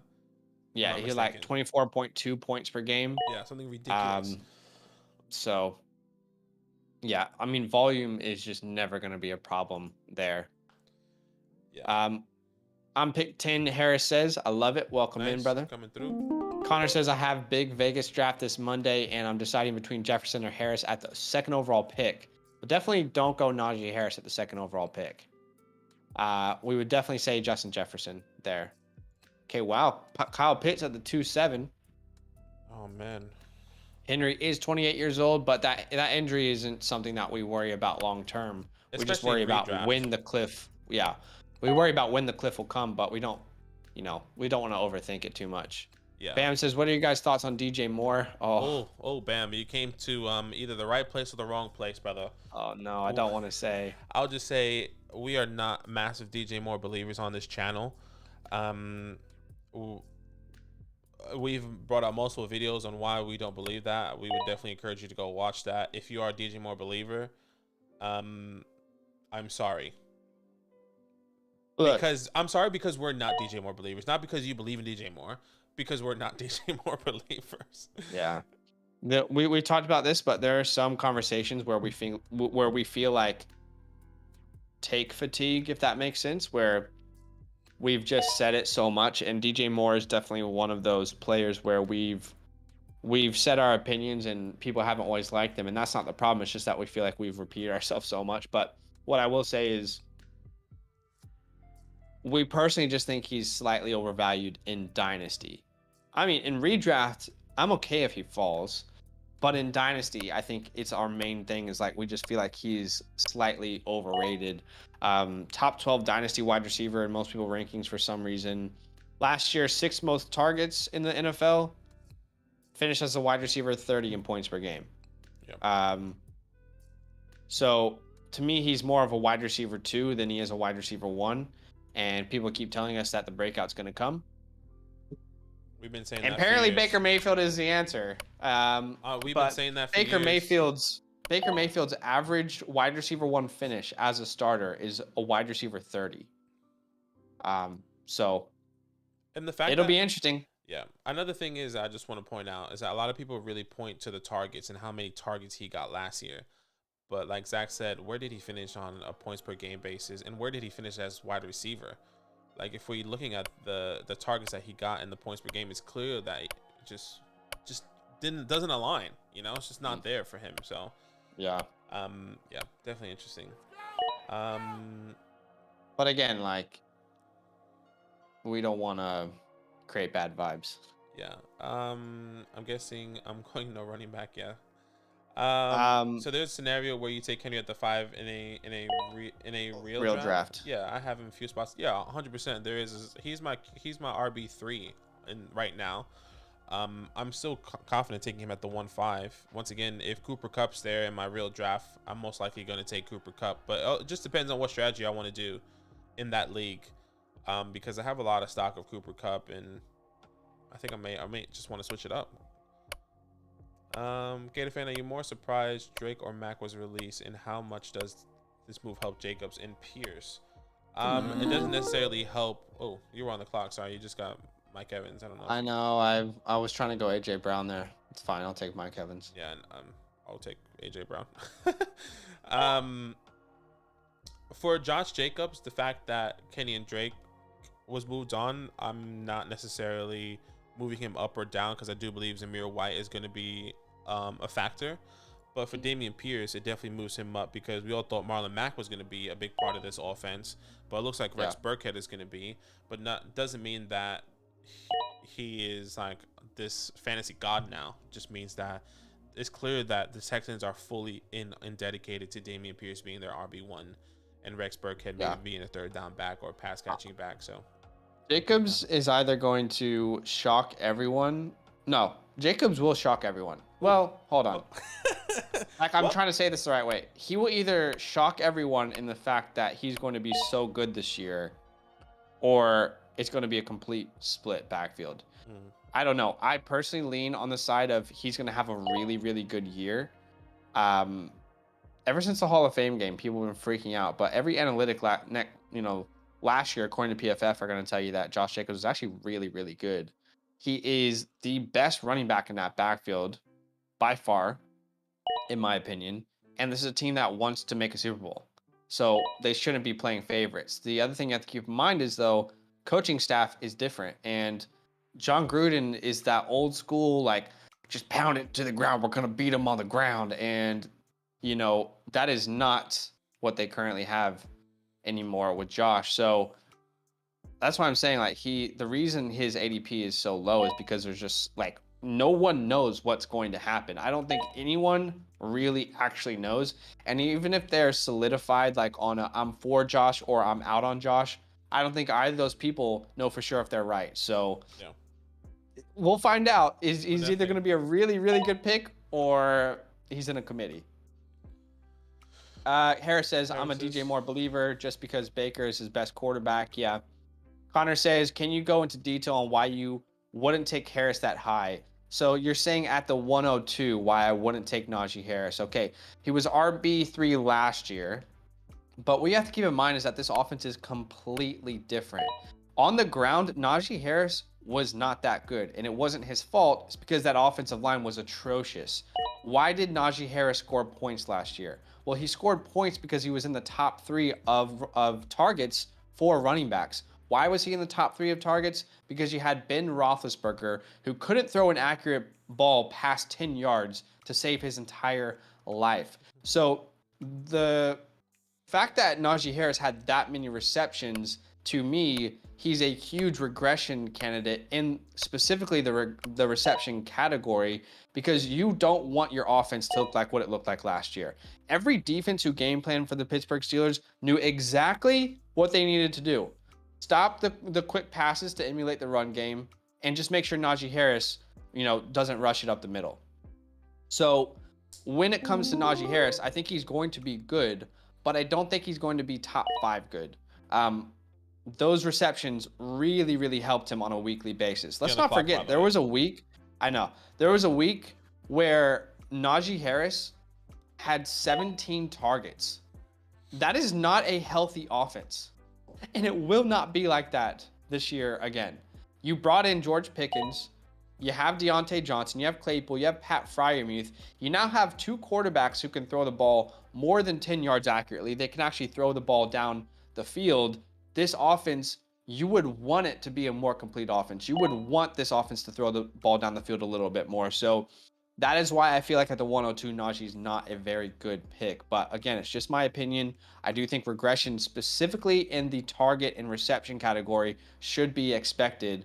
If you actually look at pass attempts per game last year, Big Ben was 4th in the NFL. Yards per pass attempt, he was second to last amongst quarterbacks. Again, all these small dump offs. That's not a healthy offense. It's not going to happen again, in my opinion. So that's why I'm a little bit off him. And that's I went to in pretty good depth there. And that's why, for those reasons, I'm out. And for those reasons, I'm out. Bam, I'm 50-50 on him. Baker sucks, but at the same time, if CMC is healthy, I don't know how much he can really do, especially with Baker. Yeah, I mean, it's gonna. One thing I just have to say about Baker, I don't think Baker Mayfield makes this team significantly better. Why do you need 4 white running backs, John? Like, it's not like, all right, Baker Mayfield's on this team, these guys can definitely make the playoffs. No, that's not how it is in my eyes. And if it is in other people's eyes, that's okay. But I don't see Baker Mayfield saying, all right, we're taking this team, we're winning some games, it's going to be better. It's just not for me. You're on the clock here. John, you son of a bitch. It goes, oh, man, I want Deontay. I'll trade you him for Leonard Fournette. I was really hoping AJ Dillon was going to be there. Okay, what was the next one here? It's Matt. My 2 keepers, Lamb and Jefferson, depending on who falls to me. My 2-0 RB strategy and pick. I pick 6. Yeah, it really does depend on who falls to you, Matt. Again, like, let's let the board fall to us. And you had a good spot in the 6 because whoever, starts trends, you can either break them and zig when everyone's zagging, or, you can follow if you feel like the tier is going to drop off for your next pick. Jason says, could definitely see the Panthers taking a quarterback. Agreed. Yeah, I could see that happening, but there's a realistic chance that the Panthers are like 8 and 9 this year, and they re-sign Baker as well. Dell says, rolling with Javonte and Swift this year. I like it. Connor says, would you rather take Zamir White later in rounds? I think Zamir White's a really good last pick. Yeah, for sure. I think so as well. I like Zamir. We have a video coming out of about Zamir here soon. Yeah, waiver wire pickups. You'll see that here soon. Jason says, expect him to be like Damian Harris last year, lots of tutties. Harris says, I'm a DJ Moore believer, and he's screaming it from the rooftops. Come on, baby. Delche says, why is everyone forgetting Robbie Anderson? Hey, that's a really good point on the DJ Moore conversation. I just want to point out another thing. I know in that last preseason game, we saw Baker Mayfield play with the first team. If I'm not mistaken, these are the either last preseason or third preseason, or second preseason or third preseason game. DJ Moore didn't get targeted from Baker Mayfield. If I'm mistaken, please correct me. But I'm pretty sure he did not get targeted with Baker Mayfield, and that was with Robbie Anderson not playing. That was with Chris CMC not playing. I mean, when everyone's on the field, who the hell is gonna get the ball if you can't even get the ball to DJ Moore? I don't worry so much about that. It's a preseason game. No, for sure. But I think I still think DJ is going to have a very, very good target share. So I don't worry too much about that. What I was going to say about Robbie Anderson is I think you're right. Why is everyone forgetting about Robbie Anderson? Still has a favor with the coaching staff. And friendly reminder, in 2020, there were 3 wide receivers on this team that were fantasy relevant. And guess who was the least fantasy relevant? It was DJ Moore. It was Robbie Anderson. It was Curtis Samuel, and then it was DJ Moore. Now, DJ Moore had an incredible target share last offseason, okay? But anyway, just keep that in mind. Something to think about. Let's see. Gator says, after the preseason, which rookie quarterbacks do you think get the first big experience? I would say Kenny Pickett instantly. Everyone else, I think, has a while to develop. Joe Schmo says, A-Rob to the moon. I'm with you, brother. A-Rob's my guy. Jerry Judy over A-Rob. Hate to see it. Yeah, I mean, I love Jerry Judy, man. Thoughts on the news about Bears not believing in Monty? I mean, I haven't heard anything. You tell me. Genuinely, I would love to see the link because I want to read it. Send the link through, John. I'd love to read that. I agree with Harris. Take definitely leaning Jefferson second pick, right? Great in-depth take. Thank you, brother. Hope that helps. Actually expect less carries and more receptions. Works from Najee. Interesting. Okay. Let's see. Sutton over Judy. Consensus with you guys. I have Judy over Sutton. They're actually really close in my ranking. They're actually back to back in my rankings. Excuse me. Yeah, I believe in Jerry a little bit more. He's my guy this year. Both of these guys can finish as a top. Both can finish as a top 10 wide receiver. To be completely honest with you. So yeah, I'm pretty heavy on the Sutton side. Russell Wilson, big play quarterback, and I think Sutton is a big play wide receiver there. So he's my wide receiver 15, whereas Judy is my 20. So I am pretty heavy on him there, but not to say that Judy won't be good this year because I do think he will. But that's just where I lean. Okay, I was gonna take Darren Waller at the 5'4", but here he is at the 6'9". There he is, brother. Ghostface Killer. If the Panthers go 8-9 this year with this roster, they're definitely not re-signing Baker. It's pretty much the best offense he's ever had. Is it though? Okay.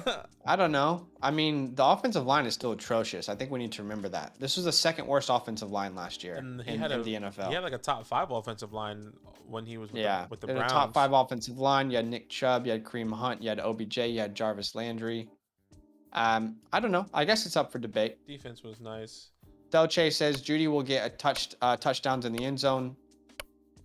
That's actually interesting because I feel the opposite, Delche there. I feel like Sutton's going to be the end zone target, and I think Judy's going to thrive off of receptions. But fair enough. I mean, we'll find out what happens this year. David says, how would you rank Kamara, Barkley, Swift, and Jones? For me, it would be Swift, then it would be Barkley, Kamara, Jones. Again, I don't have any disrespect to Kamara. It's more that I don't want to start with my first pick being someone who could potentially be suspended. Yeah, for me, it's Kamara, Swift, Barkley, Jones. Once again, like Zach says, you know, if you're going to draft Kamara, you have to draft another guy at the end, a late round running back, just in case he does get suspended. But there's no hesitation how talented he is in this offense, so I like Kamara every day. Are you boys fan of the no RB strat? I like the no running back strat. I actually made a video of the no RB strat that I actually really like to do personally. Gosh. To be honest, I typically hate it. It just ended up being this way for me. I mean, when I was at the 2-9, it was a big decision point for me because I don't like Nick Chubb this year. And I didn't want to spend on Travis Etienne that early. So I just felt like the wide receiver value was too good. So I'm not a real big fan of 0RB, but I don't hate this team so far. It's just not a strategy I typically employ, but you definitely can win leagues from it. I don't know if you want to look at this and show the community. This is what John sent us, this article. I just wanted to read it and see what it said. Let's read it together. So it says, many are counting on the arrival of head coach Matt Eberflus to provide a new beginning for Justin Fields. For David Montgomery, the opposite might be true. ESPN's Dan Graziano reported Montgomery stock could be slipping in the Windy City. Okay, so good thing is to understand that this is one man's opinion, right? Always open up a article and see who's it from. Did anyone in the coaching staff say it? But again, not decrediting this article or Dan Graziano, but he's not a member of the Chicago Bears. But let's read this. New staff seems to like David Montgomery just fine, but there's some skepticism about whether his style fits new offense as well as Khalil Herbert's does. Okay. Is he saying he's not believing in either of them? No, he's saying they believe that Herbert's style fits the offense better. Khalil Herbert does, right? Okay. I'm trying to read what else. Montgomery has 24 touchdowns. After the long-term extension could be telling as to how long the organization views Monty. Yeah, I mean, redraft. I agree about the long-term extension. I don't think they'll extend him, but I don't know that means he won't get work. Along with Eberflus, the Bears have the first year general manager Ryan Poles, who wasn't responsible for selecting Monty. Neither Eberflus nor Poles may feel all invested. Okay, so I mean, this is kind of like a general worry most people have had this offseason, though. Yeah. Okay. Well, that doesn't tell me too much. It seems like we made an article off of Dan's thoughts, which are that the new staff think that Herbert fits the system more than Monty. Yeah, essentially, which maybe he does. I know a lot of people were really high on him, are high on Herbert coming into this year, and I can see how a lot of people were worried about Monty coming back. but I'm not saying Monty or Herbert is not gonna, dig into Monty's work. But I think Monty is the lead back. He's a first and second down guy. He's a guy that's gonna be getting the touches in the goal line. He is the number one RB. Is he gonna work? Is the workload 70-30, 60-40? We're not sure yet, but I'm actually really comfortable taking Monty. Monty went at the 5-1 here as an RB2. That's every day for me. That's every day. 5-1 is pretty good value there. I think, if you get into the third round, that's where I have more problems with Monty, but I agree, like the 5-1 is pretty, I don't feel like there's a huge risk factor there. So yeah, I'm fine with Monty at the 5-1, but if we get into like the third round around the Etiennes and Connors, I'm probably out. Because I do think, like I said, I feel like Herbert will have a role, but Monty looked so good with the starters the last preseason game, and it didn't seem like he was being like, it didn't seem like they were taking any sort of workload away from him. So No, and I like, once again, I like Monty, and he's been a top 5 running back before. This past year, he was injured, but if he would continue that, he was on pace to be a top 10 running back as well. He just runs really strong and smart. He has a fantastic vision. I think I'm just a believer in Monty as just a player. But Jason, Big was actually targeting DJ Moore a lot throughout the training camp. That's fair. Yep. Hot take, I think Malik Willis takes a starting job by midseason. I like it. Definitely could. I like it. What I keep saying is, guys, it's so easy to game plan a strategy around Malik Willis. Like a running quarterback who is a threat on every down. That is, you can easily put a game plan around a quarterback like that. Gooseface says, I'll give you the O-line, but overall weapons, this Panthers team takes the cake. Okay, fair enough. Fair. Bam says, I would love to see the Panthers just try to go out and splurge on a quarterback. The problem is, I think they want to do that. They want, yeah. Like their owner is very aggressive. It's just not happened so far. You're the only one that thinks Lamb would be a bust. I don't think he will bust, but it doesn't mean that you're the only one. Yeah, I guess define bust. I believe Lamb is be fine this year. Tyler Lockett, Russell Wilson. Okay. All right, I'll take Put Khalil to the moon, John says. John, do you have him in Dynasty? I think he does. That's okay.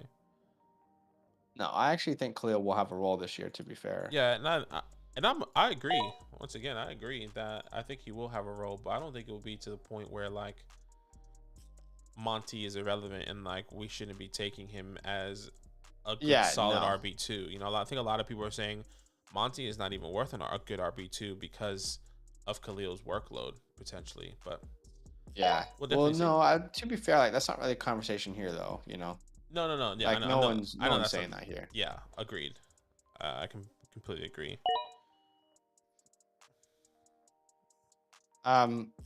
Okay, so we see Tony, Wilson, Melvin, MVS, D-Law.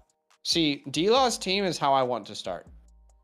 Oh my God, D-Law's team is incredible. It actually is fantastic. Dalvin Cook at the 8, Javonte, Travis Etienne. Normally, your wide receivers take a hit when you go 3 running backs to start. But my guy got Jerry Jeudy, Chris Godwin, Amon-Ra St. Brown, Kirk, Pickens, and MVS. I mean, what an opportunity there. D-Law is just constantly drafting teams that I love. Bam says, so with James Washington hitting IR and being out at least 4 weeks and Gallup being out for a while, what's your guys? Yeah, Jalen Tolbert's a wide receiver that we've liked a lot and we've talked about on our Dynasty channel. If you guys don't know, we do have a Dynasty channel. Being over there on Twitch, we do have a Dynasty channel. That is right. We have a Dynasty channel. You can find that in the description of this stream here. But Tolbert's really interesting. I mean, Badaki brought it up in a video once. If you talk about Tolbert and Michael Gallup, the colleges that they came from, their athletic profile, what they did at the combine, they test out very, very similarly. So yeah, it's not like it's an unclosed door for Tolbert to solidify himself as the 2, but Gallup just has the contract, which makes you think it's probably him. Yeah, exactly. And I think that's the biggest part about that is, Gallup has a contract. Tolbert's here. I knew it. He went Trey. He Tolbert. I think Gallup will be the guy when he comes back, but Tolbert can definitely beat him out. Like he has the opportunity to do it. Is that gonna happen? Not necessarily sure. Damn, I wanted Michael Carter there as well.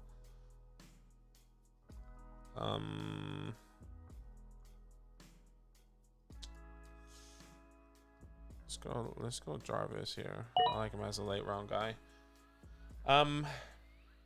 Yeah, Jalen Tolbert is definitely very interesting. The first couple weeks, if Michael Gallup is not there, I think he can definitely get targeted, especially get those end zone targets, potentially those deep ball passes that Michael Gallup was kind of getting, kind of stretching the field somehow. So I'm very interested to see how that pans out with Jalen Tolbert. What's happening over there on Twitch?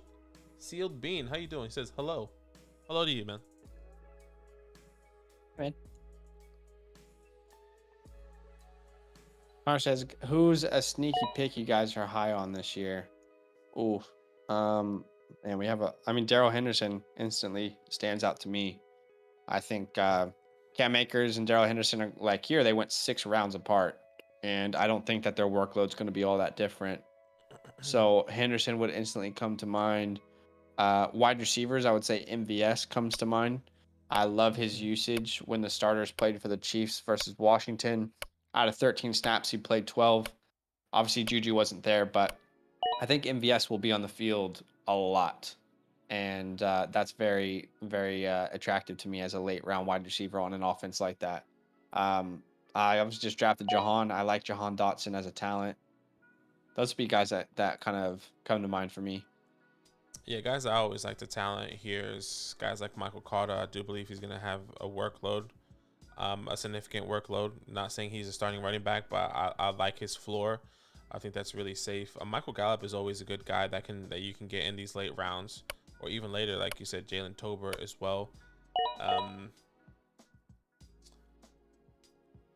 I think Devonta Smith, even though it's not necessarily a late round guy, but you get him here at the 7th as a wide receiver, 3?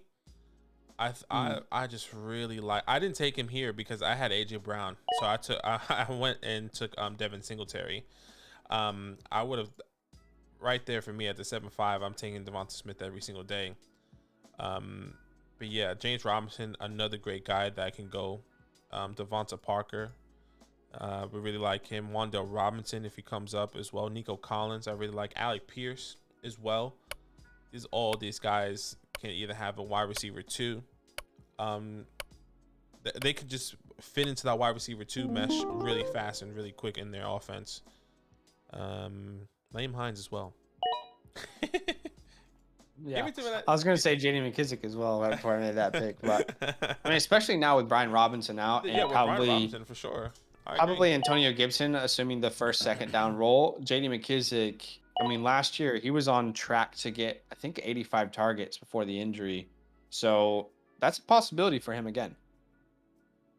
Yeah. Daniel says, what do you guys think of Isaiah McKenzie this year? He is very intriguing to me. I mean, the slot position there could be very valuable. So I like him as a last round pick. Yeah, I don't mind McKenzie. I think we'll see what it looks like. I'm not necessarily sure. Not necessarily sure how it's gonna pan out with this team. I'm a believer in Shakira. Can he beat out McKenzie in the second half? I don't know. Can Jameson Crowder stay healthy? That's another big thing. Yeah. Byronic says, I wish this mock was my team. I love that. Yeah. Connor says, grabbed Henderson in the league already. Not as high on you on MVS. Didn't have the production with Rodgers. Yeah, he didn't have the production with Rodgers. And there is a lot of mouths to feed in Kansas City. But Hardman's never been prioritized.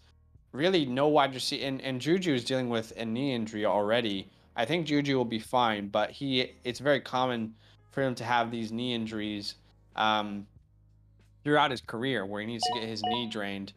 So there is a lot of mouths to feed, but you also need some sort of reliability. And when you look at this team as a whole, MVS was paid more than Juju. He currently is the highest salary cap hit for wide receivers. And the Chiefs team as a whole, he has the 7th highest salary cap hit of anyone on that team. So I've liked the connection so far, and we're talking about a guy in, typically he's available in like the 10th round. I know he went the 9th here. I don't think there's a ton of risk there this year, always risk reward for me. So, but there is a possibility that he is not as valuable as we think, and then you can pick up someone off the waivers. Okay, interesting position to be in. I don't believe in the hype, but again, if I can keep taking them this late, I'll take Isaiah Pacheco there. I actually don't hate this team at all.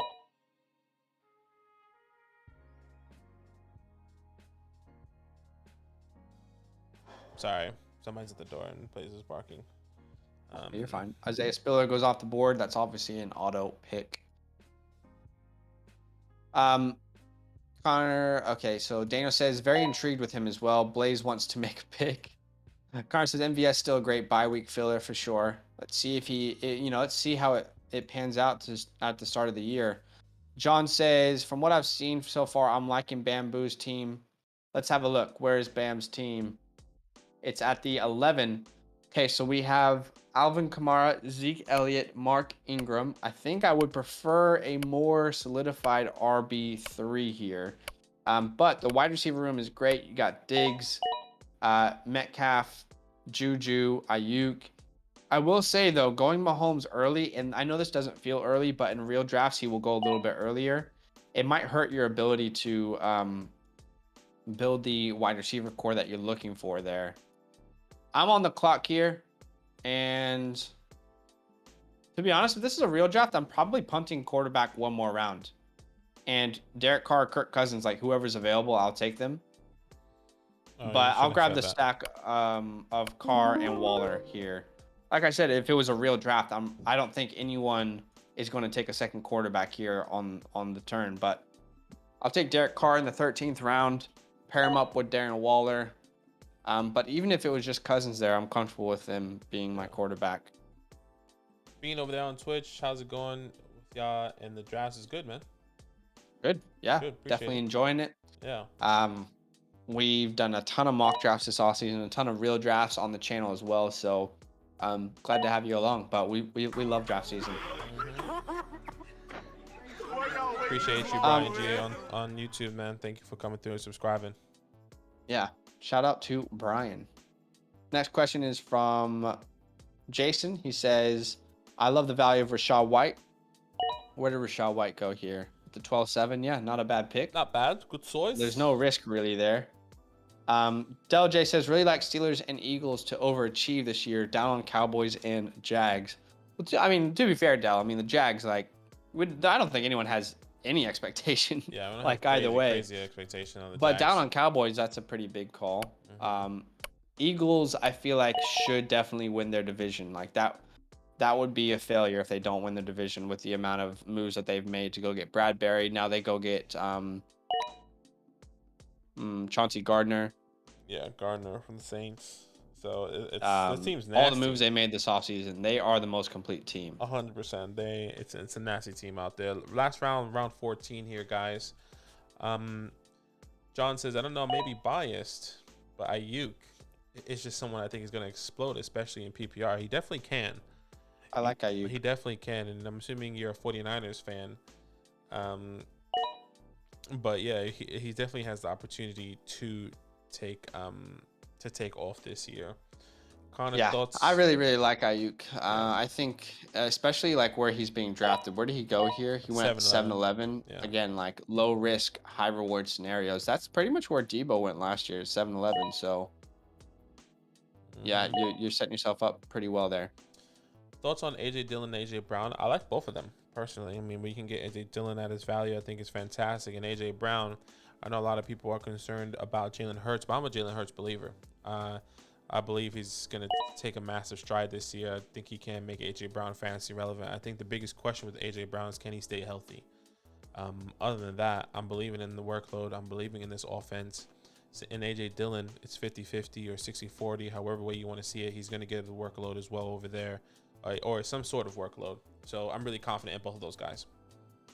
Yeah. AJ Dillon is like one of my favorite dead zone running backs this year. I mean, Aaron Rodgers has literally come out publicly and said that they both will get like the same receiving work. Obviously, that's not going to happen. Like Aaron Jones will have more, but it should give you a ton of confidence in AJ Dillon at his ADP. You know, we often see running backs on the Packers be invested in long term with AJ Dillon. This is his third year in the offense. He's built like an absolute tank. And they need to rely on him. So I'm a huge AJ Dillon guy this year at ADP. Yeah. AJ Brown I like, but not more than the average person. I do like him. Yeah.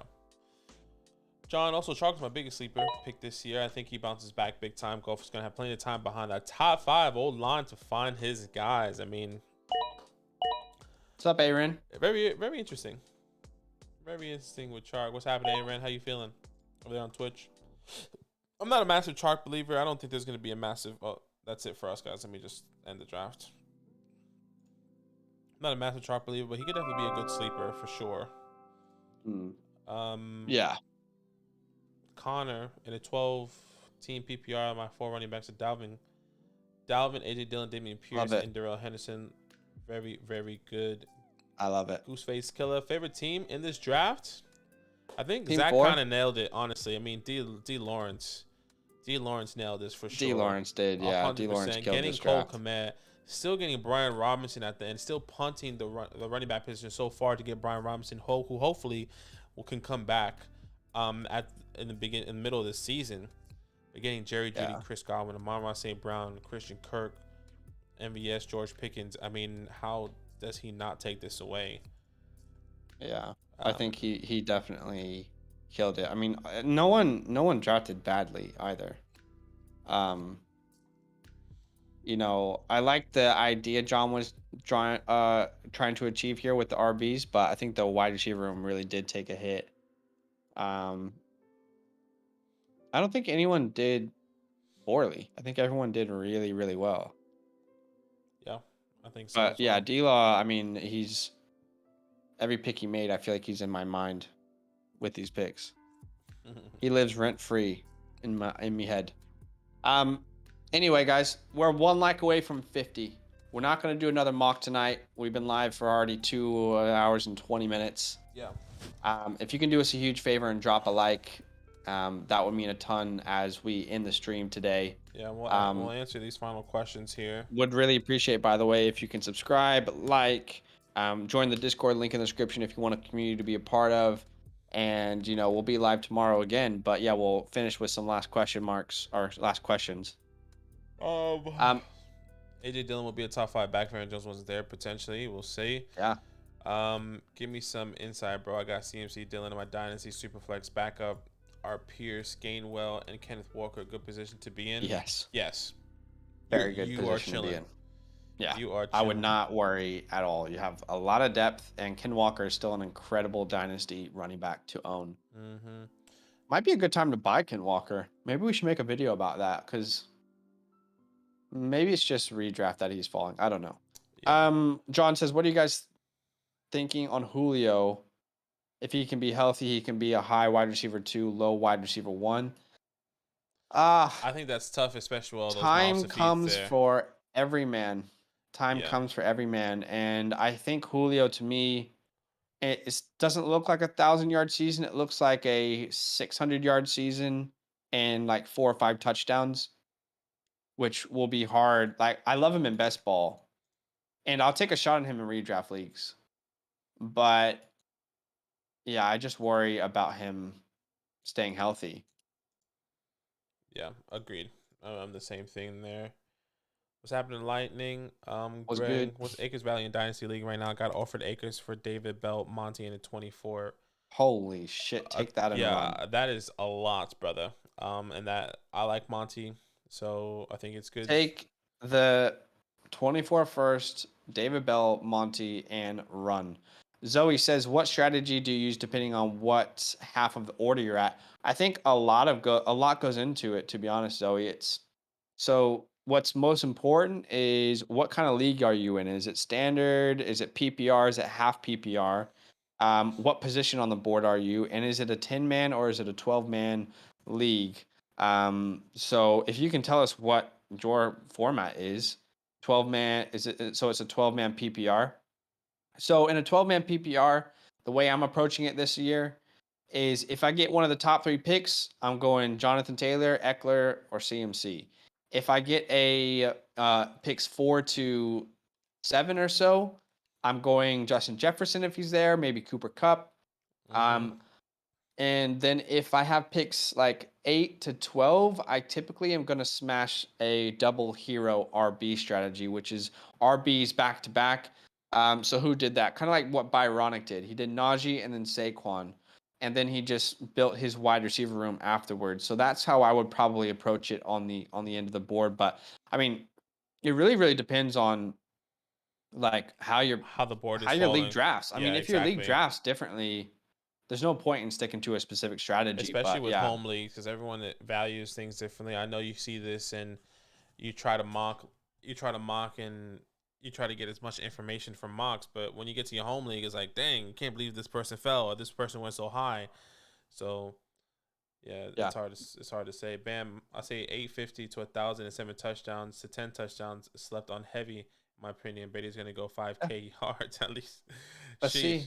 I mean, he did it last year. Yeah, I mean that is a lot. I feel like if he can make Julio Jones fantasy relevant with Chris Godwin and Mike Evans, I mean he is the GOAT for sure. Okay, we got a counter offer for Andrews, Rodgers, Deontay for Diggs and Herbert, only with no Stevenson. What do you think? A counter offer of Andrews, Rodgers, Deontay for Diggs and Herbert. No. It sounds like the guy is trying to take advantage of knowing that you have 2 tight ends. He's like, well, you have 2 tight ends.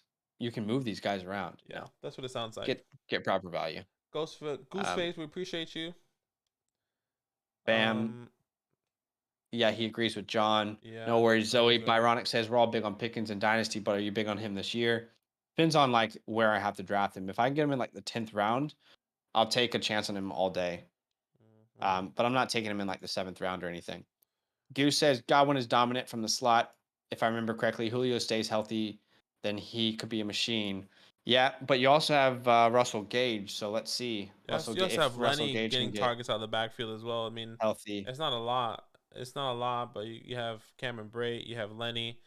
All these guys are going to somehow get targets. Somebody is not going to be fantasy relevant in one of those weeks, and it's definitely going to hurt him. 8-man PPR at the 7 pick. What should I look on the wraparound? I mean, 8-man. You can do whatever you want. Yeah, 8-man. That's definitely do whatever you want in 8-man. 8-man. There's going to be a lot of people there with you, man. Literally best player available at every pick. For real. 8-man, like everyone's gonna have an incredible team. Just take the best player available, and I would probably prioritize tight ends a little bit earlier than everyone else. So in the 8-man, like let me get Kelsey, Andrews, or Pitts, and I probably would spend up early for them to have that advantage over the league. Adrien Paul says in a 14-team league, it's currently the 10th round, and I have 2 RBs, Swift and Barkley. Am I in trouble? You're not in trouble, No. but what RBs are available? We can't stay on the stream much longer because we've been live about 2.5 hours. But I mean, just quickly, some guys that we would suggest in like the 10th round onwards: Michael Carter, Darrell Henderson, J.D. McKissick, James Robinson, Nyheim Hines, Kenneth Gainwell. Brian Robinson. I don't know if I said that. Raheem Mostert. Khalil Herbert. Zamir White. These are all guys that we would say would be really good handcuffs to target later on. I like that. Over there on Twitch, one last question. This is the last question on Twitch, Aaron, because I think the belly button smells weird. Answer the question over here on YouTube because I think it was a very similar question. Anyways, Aaron. What are we talking about? Belly buttons? No, if you look, it says Los Belly Buttons smells weird. Do you see that? Where am I looking to see this? On Twitch. Do you not see that? Oh, okay. Right. anyways, not too bad. Trying to swing a trade already. Our league is half point PPR for running backs per carry, actually. PPC, points per carry for running backs. Oh my gosh. So this even higher premium than normal. My backups are Gordon, Jacobs, Barkley, Mixon. I want to see if I can package Jacobs or Gordon with a wide receiver, but not sure who to Unless you target. handle that one. I haven't been paying attention. No, you're fine. Also, not that heavy at the wide receiver package. Have Cooks, Cooper Cup, Higgins, Beyonce. Oh, yeah, points per carry. Sheesh, this is interesting. Not too bad. Trying to swing a trade already. Our league is points per carry, so they're even higher premium than normal. My backs are Gordon, Jacobs, Barkley, Mixon. I want to see if I can package Jacobs or Gordon with a wide receiver. I'm not sure who to target. Oh man, okay, so you're just trying to package these guys for a bigger wide receiver. I mean, it feels like I think like your wide receivers are really good. Cooks, Cooper, Higgins, Don't do Devontae it. Smith. Yeah, don't do it. Don't do it I mean, whatsoever. I mean, especially with that in the time league with points per carry. points per carry, yeah. I wouldn't want to. I Running wouldn't backs are want going to to be sell that. dominant. Agreed. Just don't do it. I would keep the That's running actually backs. the points per carry thing is actually so funny to me. Again, not disrespecting the league at all, but all right. So let's think about it. Why did PPR start? Because running backs are just too dominant in fantasy football. So people wanted to give an advantage to wide receivers to even the playing field. And now we have leagues who are doing points per carry. It's like if you're a half PPR and half PPC, right? If you have PPR and half point per carry, you are a standard league. Do you know what I mean? Yeah. I just find the points per carry leagues like really funny because like you're not going forward, you're actually going backwards. You are a standard league. All right, I think that's it, guys. We appreciate each and every one of you. We'll see you. So it's a 14 league. Again, not so you guys are disrespecting the league. gone. I hope it doesn't come off that Khalil's way. the next RB to grab. Yeah, Khalil or Rashad White. What type of RBs and below? Okay, I mean, I like Khalil. I like Rashad White. I mean, if you can get one of those guys just in case, why not try and do it in a 14-man league? Khalil and Rashad are great options. Whoever's available is going to be really good. Yeah. All right, guys. I wish we could stay out longer, but it's almost 1 p.m. here. It's 12:30 p.m. here, in the afternoon. We have not eaten anything. We've been live for about 2.5 hours. We will be live again tomorrow. So if you want to, get on the chats a little bit earlier and be a part of the mock drafts, make sure you subscribe. You hit the notification so you don't miss out when we're live, and you like it on the way out to show some support. Join the Discord with link in the description. Hey, you got questions that you still want people to answer? Join the Discord, either in the About section on Twitch or in the description on our YouTube page, because people are constantly talking. I mean, conversations happen all the time over on Discord. And yeah, so see you guys tomorrow. Have a good rest of your night. Thanks for hanging out today. Huge love.